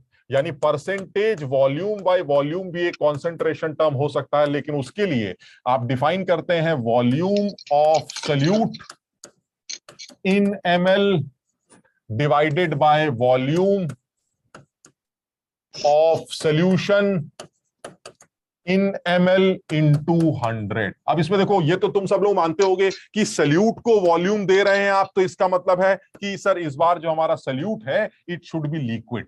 यानी ये वाला कॉन्सेंट्रेशन टर्म तभी यूज करना चाहिए या यूज किया जा सकता है जब हमारा सल्यूट वो लिक्विड, क्योंकि सॉलिड्स के लिए तो आप वॉल्यूम डिफाइन नहीं करेंगे। तो यानी जब सोल्यूट भी लिक्विड हो और सॉल्वेंट भी लिक्विड हो, तो ऐसे केस में आप उस तरह से बने सोल्यूशन का concentration term wait by wait के टर्म्स में भी निकाल सकते हैं, वेट बाय वॉल्यूम के टर्म्स में भी निकाल सकते हैं, और वॉल्यूम बाय वॉल्यूम के टर्म्स में भी निकाल सकते हैं।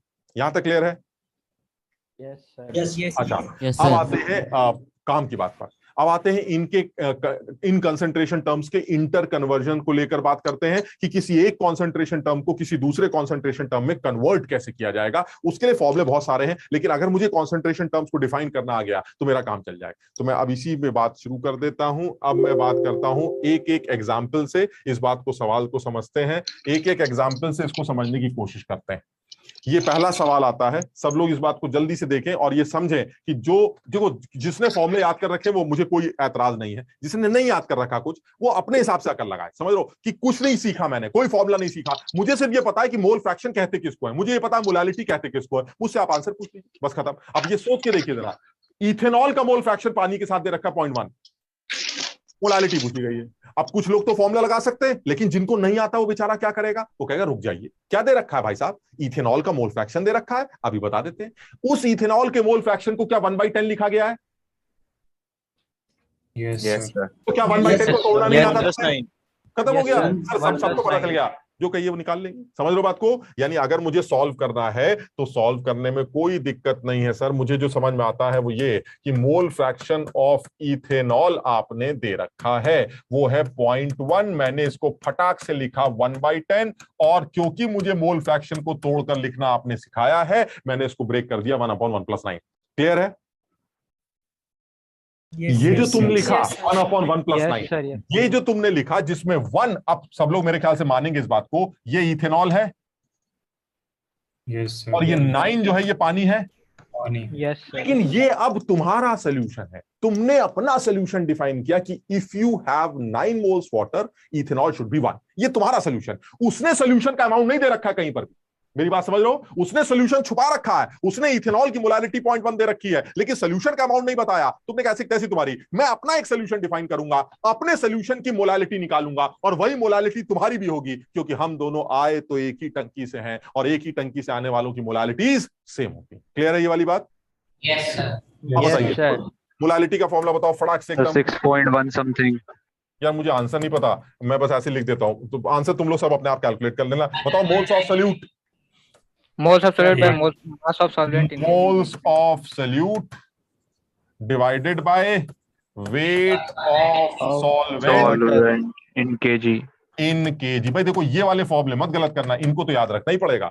अब समझ लो ये फॉर्मूले जो बेसिक फॉर्मूले मोलालिटी इनको तो याद रखना ही पड़ेगा। मैं मोल्स ऑफ इथेनॉल कितना तुमने अपने सोल्यूशन के लिए डिफाइन किया 1, और वेट ऑफ सॉल्वेंट कितना होना चाहिए 9 के हिसाब से 9 into 18 9 into 18 divided by 100,000।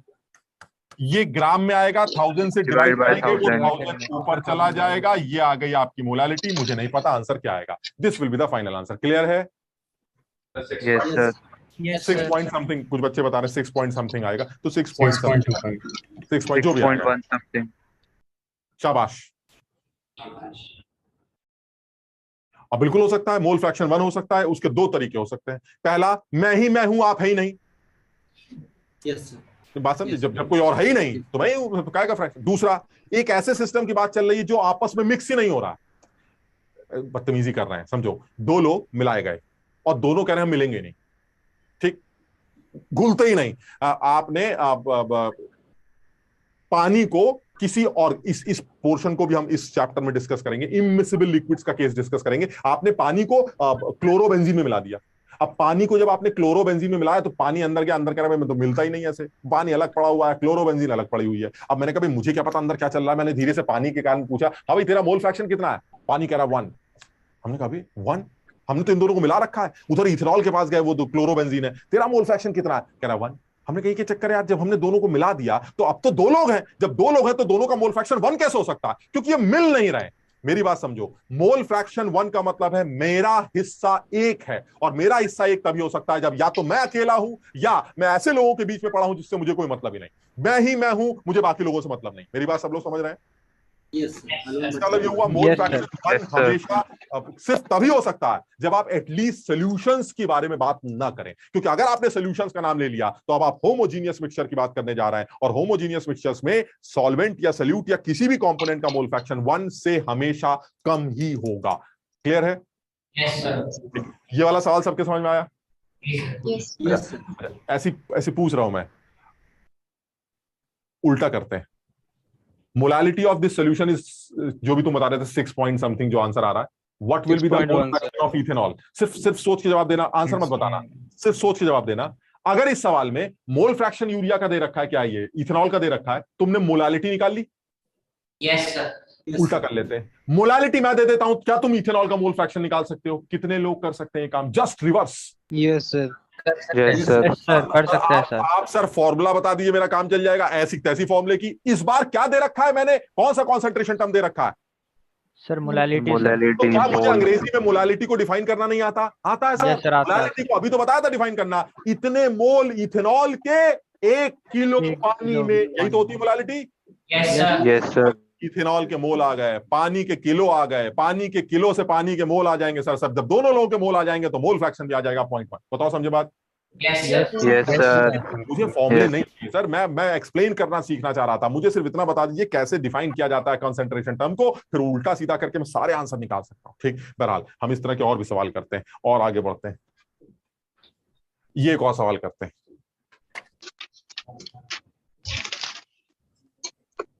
देखो आंसर एक्चुअली मुझे पता नहीं, मुझे आंसर लिख के लाने चाहिए थे, मैं आंसर तो लिख के नहीं लिया, लेकिन ये कि जब 2-3 लोगों के लोग आंसर मैच कर जाएंगे तो फिर सही होगा। तो एक बार जरा जल्दी से देखते हैं कितनी देर में सवाल सॉल्व करोगे।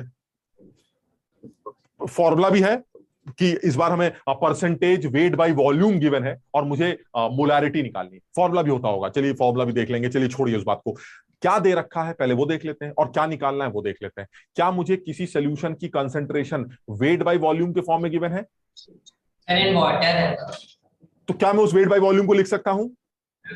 Yes sir. खत्म हो गया सवाल सर, आंसर आ जाएगा, कोई दिक्कत नहीं, फट से आंसर आ जाएगा, कोई झंझट नहीं है। 29.2/9। यार आंसर तो नहीं पता है, मैं एक बार चेक कर लेता हूं, मैं करके देखता हूं एक बार। इस सवाल में आपको 29.2% वेट बाय वॉल्यूम दे रखा है और इसको डिफाइन करने का मतलब है 29.2 gram of H2C2O4 in 100 dissolved in 100 ml solution। बताओ सब लोग सीख गए इसको डिफाइन करना? Yes sir. Percentage weight by volume को ऐसे ही डिफाइन किया जाता है, this much gram in 100 ml solution. अब बताओ ये लिख दिया, अब बताइए सर क्या करना है? बेटा मुझे मोलारिटी चाहिए, मोलारिटी। मैंने कहा ठीक है सर, मोलारिटी में क्या क्या चाहिए होता है? सर मोलारिटी में ऊपर हमें चाहिए होता है सल्यूट के मोल्स आ जाएंगे। Yes sir. और नीचे चाहिए होता है सोल्यूशन का वॉल्यूम आ जाएगा। Yes sir. तो क्या सर अब तो आंसर ही आ गया, इसमें करना क्या? तो चलिए सीधे सीधे आंसर लिख देते हैं। मोलारिटी इज इक्वल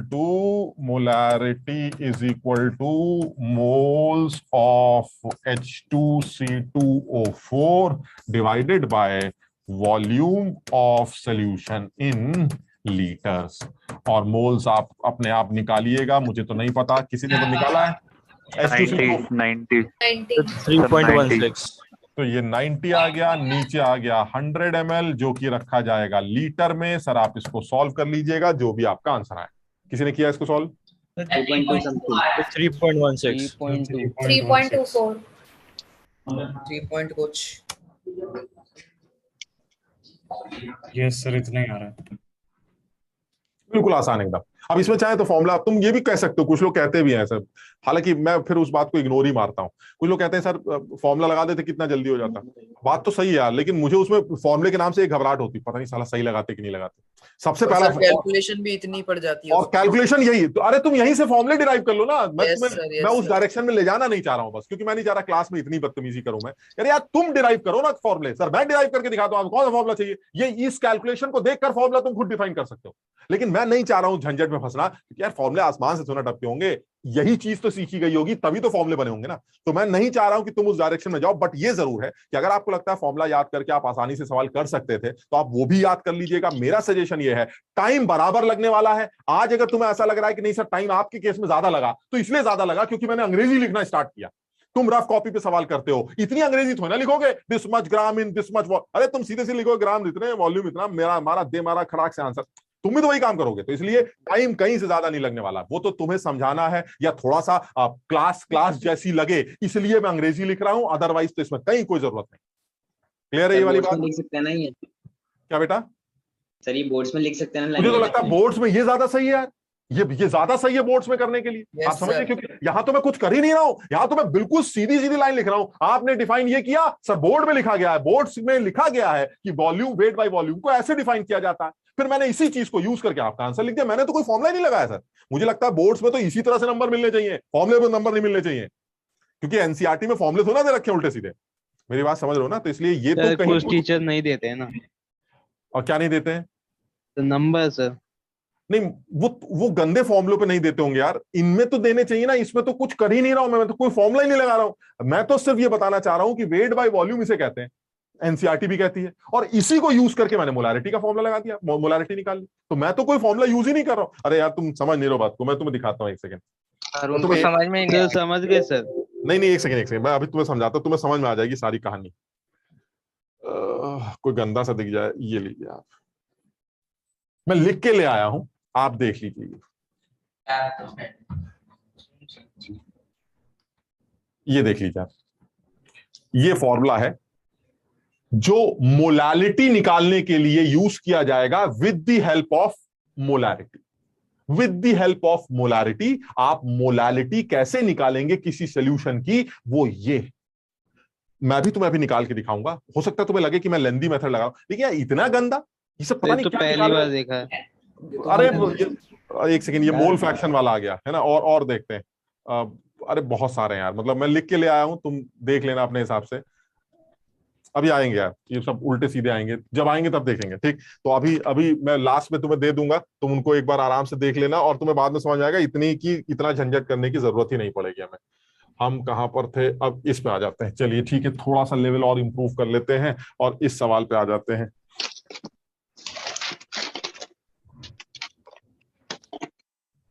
ये देखिए, ये वही है जिसके बारे में बात करते हैं। गंदी सी फॉर्मुले बनते हैं, बहुत लंबे लंबे फॉर्मुले। हाँ, हो सकता है हमें टाइम ज्यादा लगे सवाल करने में, लेकिन हम कुछ याद नहीं कर रहे हैं। हमें इस सवाल में क्या क्या दे रखा है पहले ये देख लेते हैं। हमें क्या इस सवाल में H2SO4 सॉल्यूशन की मोलारिटी गिवन है? वही छुपा के उसने ऐसे मोलारिटी कह रहा, भाई मेरे पास एक H2SO4 सॉल्यूशन है। मैंने कहा अच्छा। कह रहा उसकी मोलारिटी दे रखी है। मैंने कहा बहुत बढ़िया। कह रहा निकालने क्या है? कह रहा हमारे वाले सॉल्यूशन की जो छुपा रखा है उसकी मोलारिटी बताओ, मोलारिटी। मैंने कहा भाई ये तो बड़ा अजीब हो गया, तुमने तो सॉल्यूशन दिखाया नहीं, मोलारिटी कैसे निकालेंगे? कह रहा भाई अपना डिफाइन कर लो ना, अपने वाले की निकाल लेना और हमारे वाले की बता देना। होमोजीनियस, याद है वही सेम टंकी? हमने कहा बिल्कुल यही करेंगे। अब ये बताइए, क्या सवाल में मोलारिटी की मदद से मोलालिटी निकालनी है? Yes sir. क्या मैं इस मोलारिटी को डिफाइन करना जानता हूं? खत्म हो गया सवाल सर, यही खत्म हो गया। फॉर्मूले कैसे कैसी आप इस मोलारिटी को डिफाइन करिए सर, आपकी सारी प्रॉब्लम यही सॉल्व हो गई। देखिए आप मोलारिटी को कैसे डिफाइन करेंगे जरा बताइए। 2 मोलर H2SO4 को कैसे डिफाइन करेंगे? 2 molar H2SO4 dissolved in 1000 grams.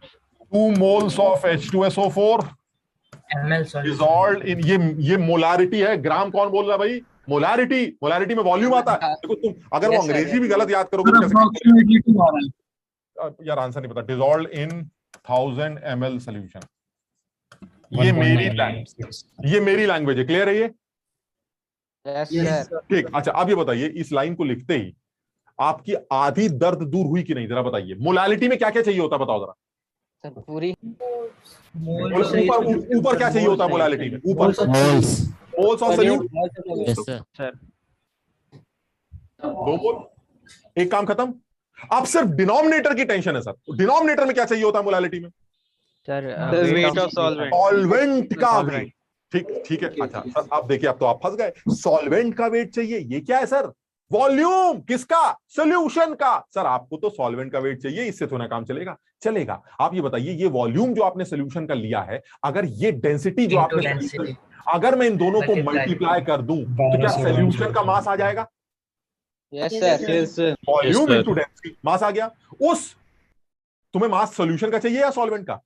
Solvent का। अगर इस सॉल्यूशन के मास में से सॉल्यूट का मास माइनस कर दिया जाए तो सॉल्वेंट का आ जाएगा। 196 ग्राम माइनस कर दो तो सॉल्यूट का मास तो आ ही गया सर। ये देखिए ना, 2 मोल H2SO4 है। 2 मोल H2SO4 का कितना मास होता है? 98 into 2। इसका मतलब सर आप सॉल्यूट का मास निकालिए, उसमें से सॉल्यूट का मास माइनस कर दीजिए, आपको सॉल्वेंट का मास मिल जाएगा। फॉर्मूले में पुट कर दीजिए, आपको मोलालिटी मिल जाएगी। यानी कहने का मतलब ये हुआ कि साफ समझ में आता है। सबसे पहले हाँ, थोड़ा सा तुम्हें हो सकता है लिखने में टाइम लगे, लेकिन अगर एक बार इस तरह से करना सीख गए ना तो कम से कम इतना कॉन्फिडेंट रहोगे कि भाई कुछ नहीं याद करके जाना यार, तुम देते जाओगे, मैं लिखता जाऊंगा। बस हो सकता है मुझको सवाल करने में 30 सेकंड ज्यादा लग जाए, क्योंकि थोड़ा सा मुझे सोचना पड़ता है, बस मुझे कुछ याद नहीं करना। लेकिन यानी आपने सबसे पहले मास की बात बोली, मास ऑफ सोल्यूशन निकाल लेते हैं। मास ऑफ सोल्यूशन आ जाएगा volume of solution 1200 gram into density of solution. मैंने खटाखट ml से ml को काटा और ये आ गया 1200 ग्राम। लेकिन दिक्कत ये है कि मुझे सोल्यूशन का मास नहीं, मुझे सॉल्वेंट का मास चाहिए। तो मैंने फौरन के फौरन सोल्यूट का मास निकाल डाला। सोल्यूट का मास निकालते ही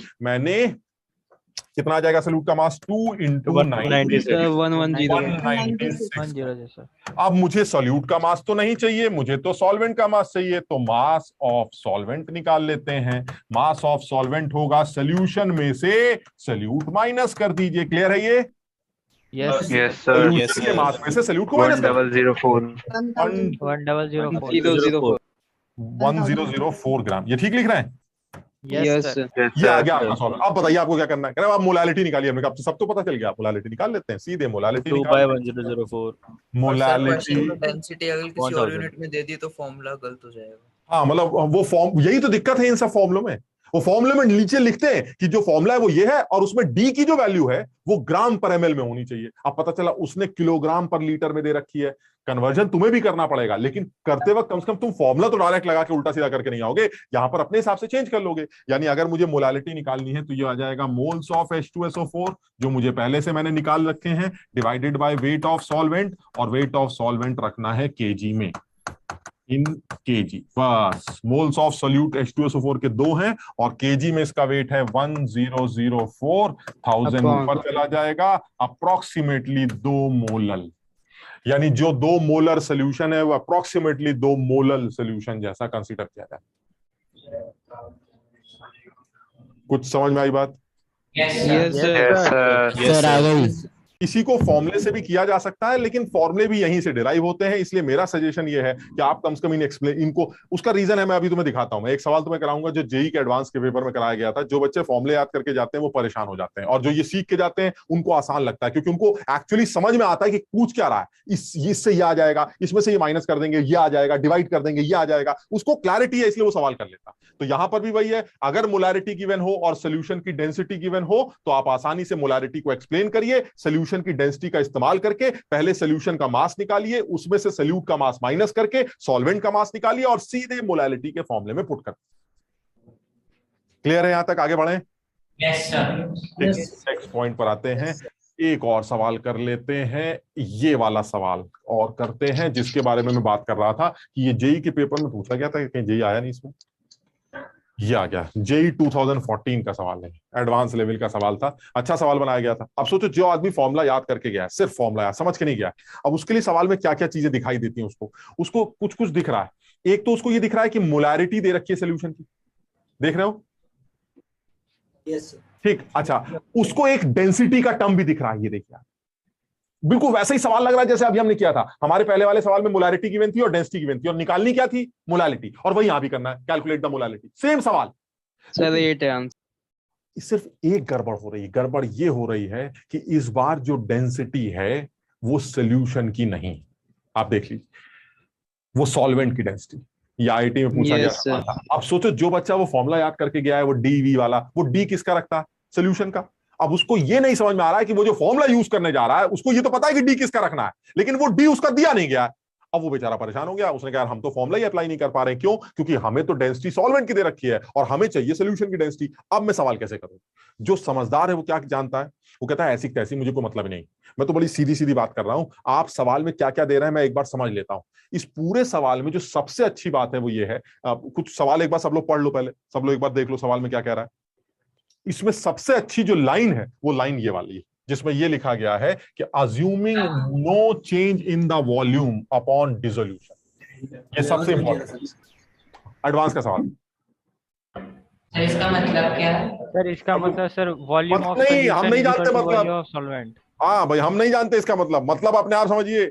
assuming no change in volume upon dissolution, यानी ऊपर से चीनी डालने के बाद सोल्यूशन के वॉल्यूम में कोई चेंज नहीं हुआ। सॉल्वेंट वही सोल्यूशन का जितना वॉल्यूम 8 आ रहा है आंसर, 8 आ रहा है। 8 आ रहा है। जितना जितना सॉल्वेंट का वॉल्यूम था उतना ही चीनी डालने के बाद सोल्यूशन का वॉल्यूम भी। बताओ ये समझे कि नहीं? समझ गए सर। बस खत्म हो गया। अब आप समझ ये बताइए कि भाई साहब आपने दिया क्या है। वो कह रहा भाई हम तो आपको मोलारिटी दे रहे हैं। हमने कहा कितनी दे रहा है? वो कह रहा 3.2 मोल, और मैंने कहा ये लीजिए 3.2 मोल्स ऑफ सल्यूट जो भी है डिसॉल्व्ड इन 1000 ml सोल्यूशन। बताओ क्लियर है ये वाली बात? Yes sir. अच्छा, यानी इतने मोल सल्यूट को आपने इतने सोल्यूशन में डिसॉल्व कर रखा है। अच्छा, अभी उसमें इस लाइन से क्या पता चला कि अगर सोल्यूशन को 1000 ml लेते हो तो सॉल्वेंट भी 1000 ml रहा होगा। वॉल्यूम में कोई चेंज ही नहीं हुआ। यानी इनडायरेक्टली अगर सोल्यूशन 1000 ml है तो फिर 1000 ml ही सॉल्वेंट रहा होगा।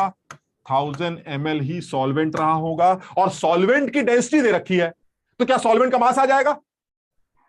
Yes sir. यस सर, आ जाएगा सर। मोलालिटी आ गई, खत्म। क्योंकि मोलालिटी में नीचे क्या चाहिए? सॉल्वेंट का मास ही तो चाहिए। तो रख देना, खत्म हो गया। यानी आपने इस लाइन को यूज करके सोल्यूशन के वॉल्यूम को सॉल्वेंट के वॉल्यूम से लिंक कर दिया और सॉल्वेंट के वॉल्यूम से सॉल्वेंट का मास निकाल लिया। Because mass is volume into density 0.4 ग्राम पर ml। आप इसको देखिए, इससे आता है 400। यानी आपका जो मास आ रहा है वो आ रहा है 400 ग्राम। ठीक कर रहा हूं मैं ये? Yes sir. ठीक, अब आप निकालिए। अब बताइए क्या चाहिए? कह रहा है सर मुझे तो मोलालिटी चाहिए थी। हमने कहा ले लीजिए, molality equal two moles of solute 3.2/0.4। बिल्कुल सही बात, upon weight of solvent in KG. Moles of solute तो आपने पहले ही 3.2 लिख दिए। ये आपका मास है, केजी में कन्वर्ट कर लीजिए सॉल्वेंट को, आंसर 8 आ गया। सब लोग आराम से समझने की कोशिश करो। इस सवाल को आप सिर्फ तभी कर सकते थे जब ये लाइन लिखी जाती, assuming no change in volume. यानी अगर आपको सॉल्वेंट की डेंसिटी दे रखी तो सॉल्वेंट की डेंसिटी को यूज करके आप सवाल सिर्फ तभी कर सकते हैं जब आप ये बता दें कि सोल्यूशन का वॉल्यूम और सॉल्वेंट का वॉल्यूम सेम रहता। जैसे 1 मिनट रुकना।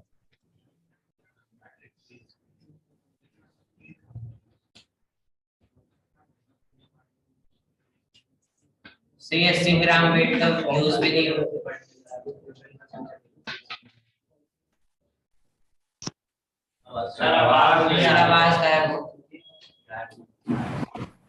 अब आ रही है? बताओ इसमें कुछ गड़बड़ है? किसी को भी कोई चीज समझ में ना आई हो तो वो पूछ सकता है। सर हाँ सर, जो ऐसा कहा जाता है, मतलब पता नहीं तुम लोग ऐसा कहते हैं कि भाई किसी को कोई चीज ना समझ में आए तो पूछ लेना। इसका ये मतलब थोड़ा होता कि पूछ लो। ये तो कहने की बात होती है कि तुम लोग पूछ ही लेते हो, ये सिर्फ कहने की बात है। तो लेकिन पूछ लो, जब कह रहे हैं तो पूछो। सर ये जो H2X है, ये तो ऐसे ही टाइम पास कीजिए। नहीं, ये मोल्स जो आए हैं 3.2 वो H2X के हैं। H2X के तो इसका मॉलिक्यूलर वेट दे रखा है। हाँ, तो उसका कोई यूज नहीं है ना। उसको मोल से मल्टीप्लाई करके मास आएगा, वो तो अलग आ रहा है। नहीं, तुम्हें मास किसका चाहिए? सल्यूट का मास चाहिए या सॉल्वेंट का? सॉल्वेंट का। तो हम तो यहाँ सॉल्वेंट का मास निकाल रहे हैं, सल्यूट के तो मोल चाहिए हमें ऊपर, और मोल तुमने पहले 3.2 बोल दिए। सर एडवांस वाला मजाक कर रहा है। बताओ समझे कि नहीं मेरी बात को? Yes sir. ये कौन बच्चा, नाम बताओ बेटा अपना। कुसुम किस सेंटर से हो बेटा? सर घर से। घर से मतलब सेंटर, मतलब किसी सेंटर में एनरोल हो तो? नोएडा से। तो नोएडा में कुसुम तुम बताओ क्या गड़बड़ हो रही है? ये जो 3.2 मोल्स हैं हमारे, ये तो सल्यूट के मोल्स हो गए, और डिनोमिनेटर में तुम्हें चाहिए होता वेट ऑफ सॉल्वेंट। वो वेट ऑफ सॉल्वेंट हमने यहां से निकाल लिया। तुम अगर कोई तुमसे ये पूछे कि ये बताइए सल्यूट का वेट कितना है, तो आप सल्यूट का वेट निकाल सकते हैं। 3.2 को आप 80 से मल्टीप्लाई कर दीजिएगा, सल्यूट का वेट आ जाएगा। Yes sir. ठीक है ना? तो हमें सल्यूट का वेट चाहिए नहीं। क्लियर है यहां तक सबको? आगे बढ़े? Yes sir. ठीक है, ये देखिए एक और सवाल ले लेते हैं। चलिए और जरा सा आगे बढ़ते हैं और दिमाग लगाते हैं। फिर वही है, इसका भी कोई ना कोई फॉर्मूला जरूर होगा। हम फॉर्मूले की ऐसी की तैसी काम की बात करते हैं। वो कह रहा है कि भाई साहब एक हमारा लेड स्टोरेज सेल, एक सेल है, उस सेल में H2SO4 38% बाई मास होता, यानी वेट बाई वेट 38 दे रखा। भाई क्लियर है ये? Yes sir. उसको यूज करके मुझे मोलारिटी चाहिए सोल्यूशन। मैंने कहा अच्छा, इस बार आप लग रहा है मुझे परसेंटेज वेट बाय वेट को कन्वर्ट करवाने जा रहे हैं मोलैरिटी में। लग रहा है ये चाहते हैं। बताओ ठीक कह रहा हूं मैं? यही करवाना चाह रहा है आपसे? Yes sir. मैंने कहा भाई बिल्कुल कर सकता हूं, मैं बिल्कुल कर सकता हूं। मुझे सिर्फ यही तो पता करना है कि वेट बाय वेट को लिखा कैसे जाता है, उसके बाद तो आंसर मैं आपको बता दूं। और ये तो दुनिया जानती है कि वेट बाय वेट को लिखने का तरीका है 38 ग्राम H2SO4 इन 100 ग्राम सोल्यूशन। क्लियर? सब लोग भाई देखो, अब या तो तुम फॉर्मूला ही लगा लेना, लेकिन अगर तुम वो नहीं लगा रहे, कम से कम तो वो जो मैंने अभी स्लाइड्स में लिखे थे की इन कंसंट्रेशन टर्म्स को डिफाइन कैसे करते हैं वो जरूर याद कर लो, उनको सीख लो बस। तो अगर हम 38% की बात करते हैं तो 38% को कैसे लिखेंगे? 38 gram of H2SO4 in 100 gram solution. यही तो होता है वेट बाय वेट को लिखने का तरीका। तो इसका मतलब आप बताओ क्या क्या पता चल गया? क्या तुम्हें सोल्यूट के मोल दिखते हैं? Yes sir. ठीक है। मोलैरिटी निकालने के लिए क्या क्या चाहिए? सोल्यूट के मोल ऊपर आ गए सर। एक काम खत्म। Yes sir. डिनोमिनेटर में क्या चाहिए? Sir volume of solvent. Volume of solution. ये कौन है? Sir solution. सोल्यूशन का वेट है सर। वेट है। ये कौन है? डेंसिटी वॉल्यूम आ जाएगा। तो दोनों मिलके क्या दे देंगे? वॉल्यूम। किसका? सोल्यूशन का। वही तो चाहिए। आ गया आंसर। इसका मतलब ये हुआ सर ये सोल्यूशन का मास है, ये सोल्यूशन की डेंसिटी है, दोनों को दे मारिए, सोल्यूशन का वॉल्यूम मिलेगा, फॉर्मूले में पुट कर दीजिए, मोलैरिटी मिल जाएगी। यानी कि बहुत आसान हो गया। वॉल्यूम ऑफ सोल्यूशन निकाल लेते हैं, वो आ जाएगा 100 ग्राम को डिवाइड किया 1.3 ग्राम पर ml से, और यह आ गया 100/1.3 ml। ये आ गया सोल्यूशन का वॉल्यूम। अब बताइए क्या निकालना है? उसने कहा मुझे चाहिए मोलैरिटी भाई साहब। मैंने कहा molarity is equal two moles of solute divided bye volume of solution in litres. Moles of solute कहीं हमने डिफाइन किए कहीं पर? ये हैं हमारे मोल्स ऑफ सोल्यूट। तो ये आ गए 38/98। क्लियर है? Divided by volume of solution in litre, और ये है मेरा वॉल्यूम 100। ये 1000 ये मिलीलीटर में होगा ना, तो इसको 1000 से डिवाइड करेंगे, वो ऊपर चला जाएगा, और ये आपका फाइनल आंसर। बताओ सब लोग समझे कि नहीं? यस। अब देखो इतना ही टाइम हर जगह लगना है। मतलब अगर आपको एक्सप्लेन करना आ गया तो बहुत ही आसान है। मतलब कहने के लिए सब सवाल आईआईटी के मुश्किल सवाल माने जा सकते हैं। मतलब सुनो, और आईआईटी के लिए ये percentage conversion, inter conversion of concentration term, ये बहुत इंपॉर्टेंट माना जाता है। लेकिन आईआईटी का है? नहीं, ये वाला तो नहीं आईआईटी का, बट इंटर कन्वर्जन बहुत कॉमन है आईआईटी में।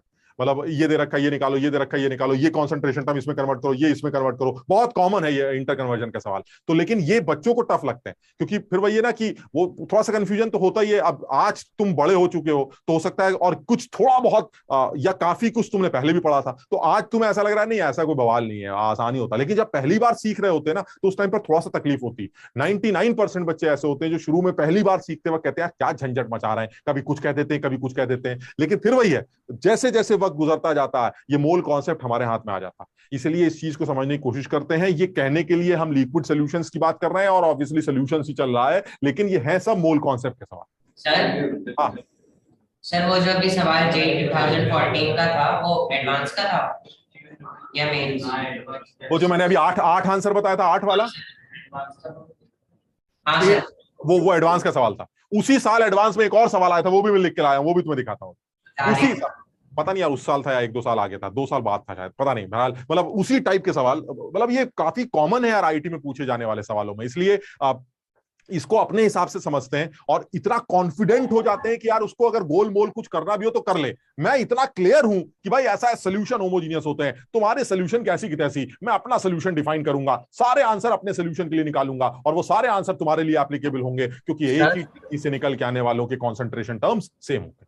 हाँ सर, मोल से हर साल सवाल आता ही है, मोल कंसेप्ट से अक्सर आता है यार। मतलब मोल से मेंस में तो अक्सर आता ही है। एडवांस लेवल के लिए देखो समझो बात को, अब मोल्स का जो चैप्टर वो तुम्हें क्या सिखाता है? मोल निकालना, वेट निकालना, ग्राम निकालना, मॉलिक्यूल निकालना, एसटीपी पे वॉल्यूम निकालना, ये वो तू मैं बकवासबाजी। तो इसका यूज तो फिजिकल के हर चैप्टर में होता है यार। तुमने गैसियस स्टेट पढ़ा है? यस सर पढ़ा है। उसमें मोल नहीं आते? नहीं सर आते हैं। इसका मतलब है कि आप ये मत कहो कि सर ये कोर चैप्टर, मतलब ये एक ऐसा चैप्टर जिसके स्पेसिफिक सवाल ये इतना यूज होने वाला है, बल्कि हर फिजिकल के चैप्टर में इस चैप्टर का इस्तेमाल होना ही है। तो इसलिए ये मजबूती से तैयार होना चाहिए। आप देखिए ना, किसी भी चैप्टर को ले लो, केमिकल इक्विलिब्रियम तुमने पढ़ा होगा, आसान लगता है केमिकल, हर जगह वही बकवास, मोल निकालो, वेट निकालो, वॉल्यूम निकालो, कंसंट्रेशन निकालो, हर जगह वही प्रेशर, पार्शियल प्रेशर, पीवीएनआरटी, हर जगह इसका यूज है। इसलिए आप इसको इग्नोर नहीं कर सकते। हाँ, जो कोर सवाल है इस चैप्टर के वो ये कोर सवाल है इस चैप्टर के, भाई ये परसेंटेज दे रखी, ये डेंसिटी दे रखी, इसको इसमें कन्वर्ट करो, इसमें कन्वर्ट करो, ये कोर सवाल होंगे। ये गैसियस स्टेट का सवाल नहीं है, ये प्योरली मोल कॉन्सेप्ट का सवाल। लेकिन मोल्स का एप्लीकेशन पूरे फिजिकल केमिस्ट्री में नजर आएगा, इसमें कोई दो राय नहीं। ठीक है ना? ये वाला सवाल क्लियर है सबको? आगे बढ़े? Yes sir. अच्छा, मैं करवाऊंगा नहीं, सिर्फ पूछ रहा हूं मैं तुमसे। अगर इस सवाल में ये दिया होता, ये सॉल्व किसी ने किया क्या इसको सॉल्व? सर अप्रोक्सीमेटली 5.4 मोल है सर। 5.4 5.0 यार, मुझे आंसर नहीं पता, जो भी तुम कह रहे हो मैं मान लेता हूं। मान लो ये 5.04। ठीक, तो अगर इस सवाल में मोलारिटी गिवन होती, डेंसिटी गिवन होती और आपसे परसेंटेज वेट बाय वेट पूछा जाता तो निकाल लेते? निकाल लेते। सिर्फ फर्क क्या होता सर, सवाल की अप्रोच बदल जाती। इस बार मोलारिटी को डिफाइन करते सर, इस बार यहां से सवाल शुरू करते। 5.04 moles of H2SO4 dissolved in 1 litre solution. बताओ समझे? बस अब आप खेल यहां से खेलते रहेंगे और फिर वेट बाय वेट तक पहुंचेंगे डेंसिटी को यूज करके। यानी सर मुझे आप किसी भी एक कॉन्सेंट्रेशन टर्म को इंटर कन्वर्ट करने के लिए कहें तो मैं कैसे भी इंटर कन्वर्ट कर सकता हूं with the help of the density of solution. Solution की डेंसिटी की मदद से आप इसको इसमें, उसको इसमें कन्वर्ट कर सकते हैं। चलिए और आगे बढ़ते हैं। हमारे पास सिर्फ डेंसिटी ही ऐसा मीडियम है जिसकी वजह से जो इंटर कन्वर्जन कर सकता है एक कंसंट्रेशन टर्म को दूसरे कंसंट्रेशन टर्म में, तब जब एक कंसंट्रेशन टर्म मास में डील करता हो और दूसरा कंसंट्रेशन टर्म वॉल्यूम में डील करता हो। यानी जब दो अलग अलग कंसंट्रेशन टर्म्स को इंटरलिंक करना हो जो अलग अलग तरीकों से डिफाइन किए गए। एक ऐसा कंसंट्रेशन टर्म है जिसमें सिर्फ मास आता है, ये देख रहे हैं, वेट मास बाय मास। इसमें वॉल्यूम से कोई लेना देना नहीं है। Yes sir. ठीक, और ये जो कंसंट्रेशन टर्म है ये कौन सा है? वॉल्यूम वाला। इसमें मोलारिटी आ रही है, मोलारिटी में वॉल्यूम आता है। यानी मास वाले कंसंट्रेशन टर्म को वॉल्यूम वाले कंसंट्रेशन टर्म के साथ लिंक करना है तो डेंसिटी होनी चाहिए। बिना डेंसिटी के ये काम नहीं कर सकते। लेकिन अगर कोई एक कंसंट्रेशन टर्म ऐसा हो जो मास में डील करता है और उसको किसी ऐसे कंसंट्रेशन टर्म में कन्वर्ट करने जा रहे हैं जो मास में डील करता है, डेंसिटी नहीं चाहिए। एग्जाम्पल सर, इथेनॉल का भी आपने एक सवाल कराया था जिसमें मोल फ्रैक्शन 0.1 था और आपने मोलालिटी पूछी थी, तब आपने डेंसिटी क्यों नहीं दी थी? अबे जरूरत ही नहीं है यार, मोल फ्रैक्शन मास में डील करता है या मोल्स में डील करता है और मोलालिटी भी मोल्स में डील करती है, मास में डील करती है, वॉल्यूम का कोई टर्म नहीं आता। इसलिए अब इस केस में डेंसिटी का रिक्वायरमेंट नहीं। यानी जब किसी एक कॉन्सेंट्रेशन टर्म को किसी दूसरे कॉन्सेंट्रेशन टर्म में कन्वर्ट करना हो जो दोनों सिमिलर टाइप के हो तो डेंसिटी नहीं चाहिए। लेकिन अगर एक कॉन्सेंट्रेशन टर्म मास में डील करता हो और एक वॉल्यूम में डील करता हो तो आपको डेंसिटी की रिक्वायरमेंट चाहिए ही चाहिए सॉल्यूशन की, वरना आप इंटर कन्वर्ट नहीं कर पाएंगे।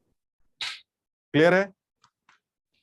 Yes sir. Yes sir. और आगे करते हैं बात, एक सवाल और करते हैं। चलिए ये यार एक सेकंड, ये मैं तुम्हें करने, ये सब सिमिलर टाइप का हो गया। एक सवाल जो आईटी में आया था वो दिखाना चाह रहा था मैं, एक सेकंड मैं तुम्हें दे दूंगा। ये वाला था, ये किस साल आया, ये लिखा है क्या मैंने? लिखा है, ये है सवाल।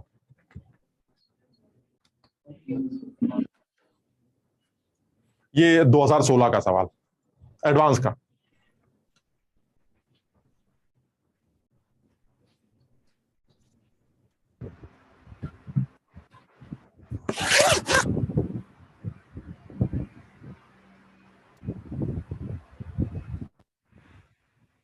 क्या दे रखा है, कैसे करना है, ये अपने आप सोचो एक बार।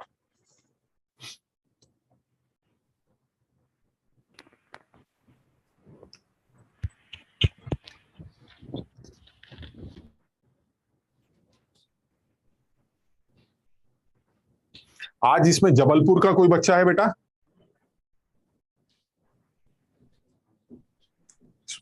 इस क्लास में सारे बच्चे क्या एक ही सेंटर के होते हैं?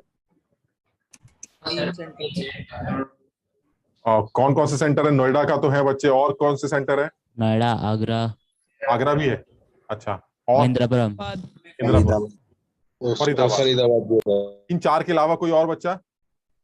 No sir. नहीं, अच्छा।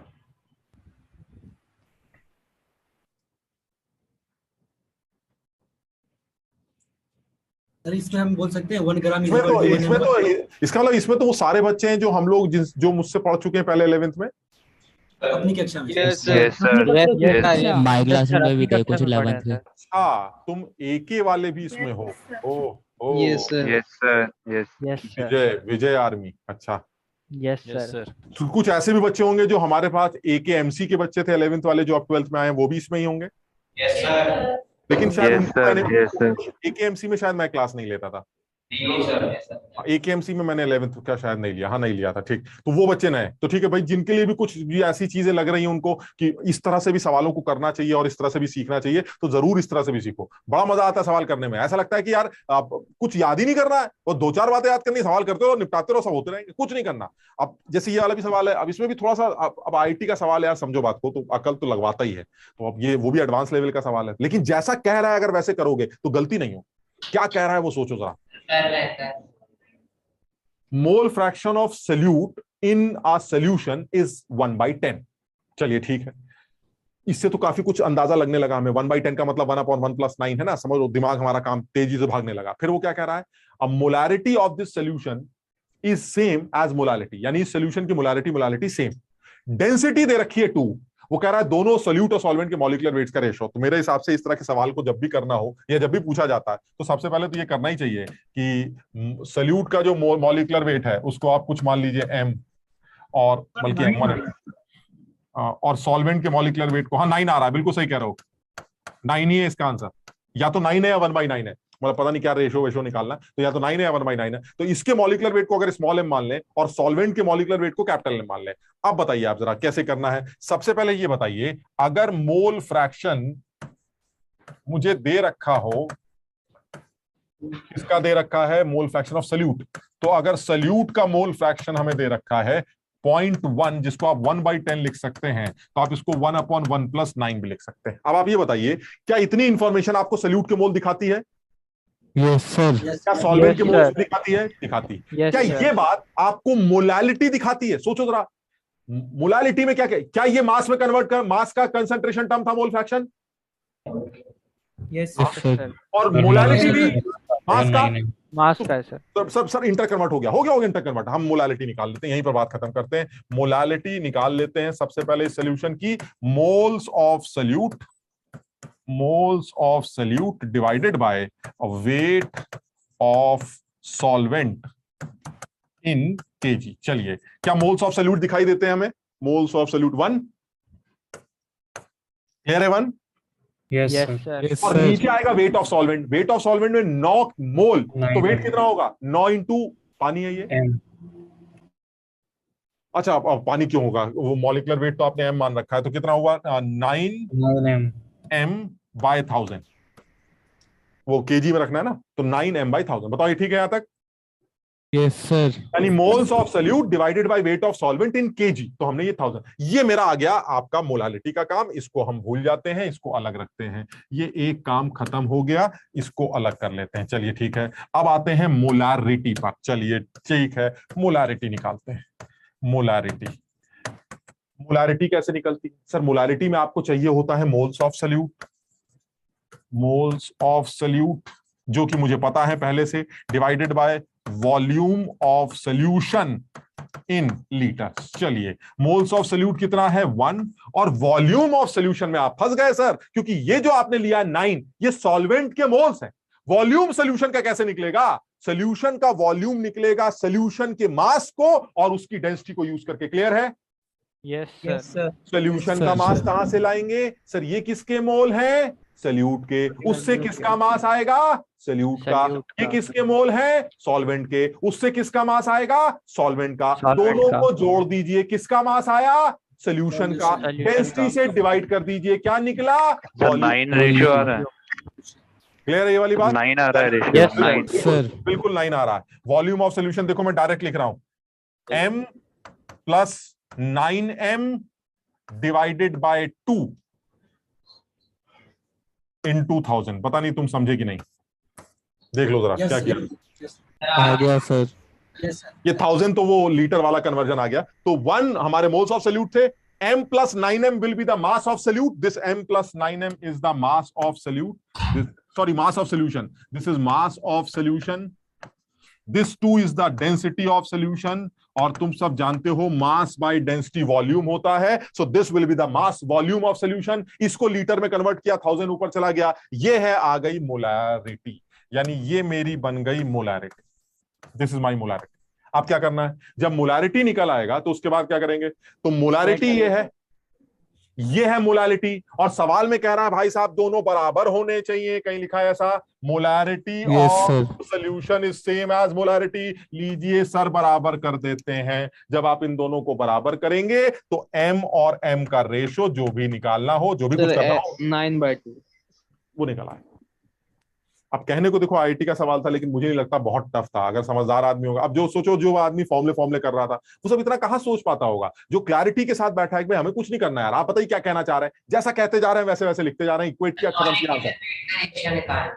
क्या बेटा? मॉलिक्यूलर वेट का रेशियो निकालना। अब मॉलिक्यूलर वेट का रेशियो निकालना है, तो चाहे अब तुम देखो किसका निकालना है, m/m निकालना है, तो जो भी निकालना है अब तुम देख लेना। तो आंसर या तो 1:9 आ गया, 9:1 आएगा, वो देख लेना किसका किससे डिवाइड 9 आ रहा है। 9 तो आज इतना ही करते हैं। अगली क्लास में इसी चीज को आगे बढ़ाएंगे और आगे की चीजें डिस्कस करना शुरू करेंगे। इस पीपीटी में जो भी कुछ होगा वो मैं तुम्हें दे दूंगा, फॉर्मूले वगैरह तुम्हें दिख जाएंगे, तुम्हें जैसे समझना वैसे समझ लेना। 2-4 सवाल जो हम नहीं करा पाए वो भी इसमें लेंगे, आराम से प्रैक्टिस कर लेना, ठीक है। प्लस तुम्हें समझ में आ रहा है ये जो टॉपिक है ये मोल कॉन्सेप्ट का टॉपिक है, तो कुछ बच्चों को अगर और प्रैक्टिस करनी हो तो वो अपने पुराने मोल कॉन्सेप्ट मॉड्यूल से भी या पुराने सवालों से कर सकते हैं, ठीक है। नेक्स्ट क्लास में वेपर प्रेशर से स्टार्ट करेंगे। Hi sir. Sir bye sir. Bye bye sir, good thank you sir, bye आप सर। क्या कह रहे हो बेटा? सर आपको डाउट टेलीग्राम पे सर सॉलिड स्टेट की डाउट क्लास रख लेना। सॉलिड स्टेट की डाउट क्लास लेनी है सर, आपको फोन नंबर चाहिए था। सर हाँ सर एक ले लेना सर। हाँ फोन नंबर आपका। सर डाउट आपको टेलीग्राम पे भेज दें। यार अभी थोड़ा तसल्ली रखो, अभी थोड़ा सा धीरे धीरे करके जोश में आएंगे, समझ लो। अभी चल रहा है मामला, तो कर लेंगे, तुम परेशान मत हो, कर लेंगे। सॉलिड स्टेट में वैसे मैं चाह रहा था, मैं बीच बीच में कुछ एक आध चीजें और करूंगा, मैं चाह रहा हूं ऐसा, मतलब समझ लो। जैसे मैं चाह रहा था कि हम नेबर्स के बारे में भी और बात करें, nearest neighbour, next to next, next to next to next, next to next to next nearest neighbours, कुछ उनके बारे में बात करें, ऑक्टेडल वॉइड्स के बारे में बात करें। कुछ चीजें ऐसी हैं जो, एक दो चीजें और जो मैं चाह रहा था, लेकिन वो हम करेंगे बीच बीच में। तो पहले इसको खत्म करते हैं, बीच बीच में इसके बीच में कुछ डाल देंगे कभी, आप तो आएगा, और नहीं तो डाउट क्लास में उसको डिस्कस कर लेंगे। तुम लोग लगाना शुरू कर दो बस काम अपना, है ना, सवाल लगाना। सर अभी क्वेश्चंस कर लेते हैं, पहले फिर कीजिएगा। बिल्कुल बिल्कुल, चलो बाय बाय। 11th वाले चैप्टर्स कब स्टार्ट होंगे? Thank you sir, bye sir. करेंगे यार, थोड़ा सा माहौल बनने दो। इसके बाद मुझे लगता है कोई 11th का चैप्टर आ सकता है ना। सर आपकी कांटेक्ट नंबर क्या चीज? सर डाउट वगैरह के लिए अपना नंबर दे देते सर वो। ये नहीं होगा सर। टेलीग्राम अपना वो बता दीजिए। टेलीग्राम वाले पे मैसेज कर देना, और चाहो तो टेलीग्राम पे कभी कभार फोन सर अब अपना पर्सनल दीजिए ना, वो पता नहीं कौन उठा लेता है उस पे कॉल करने पर भी। टेलीग्राम पे? Yes sir. बस कौन उठाएगा? सर एक लड़की उठा। आईडी क्या है सर आपका? सर आपकी आईडी क्या है? टेलीग्राम आईडी सर दे दो यार। ये सब सर अभी सीन करके छोड़ देते हो बस। सर स्कैम हो जाता है। Yes sir. Bye bye bye bye. Sir बात कर धोती कर लेती। अरे लड़की उठाती है, ये पता ना कौन। अरे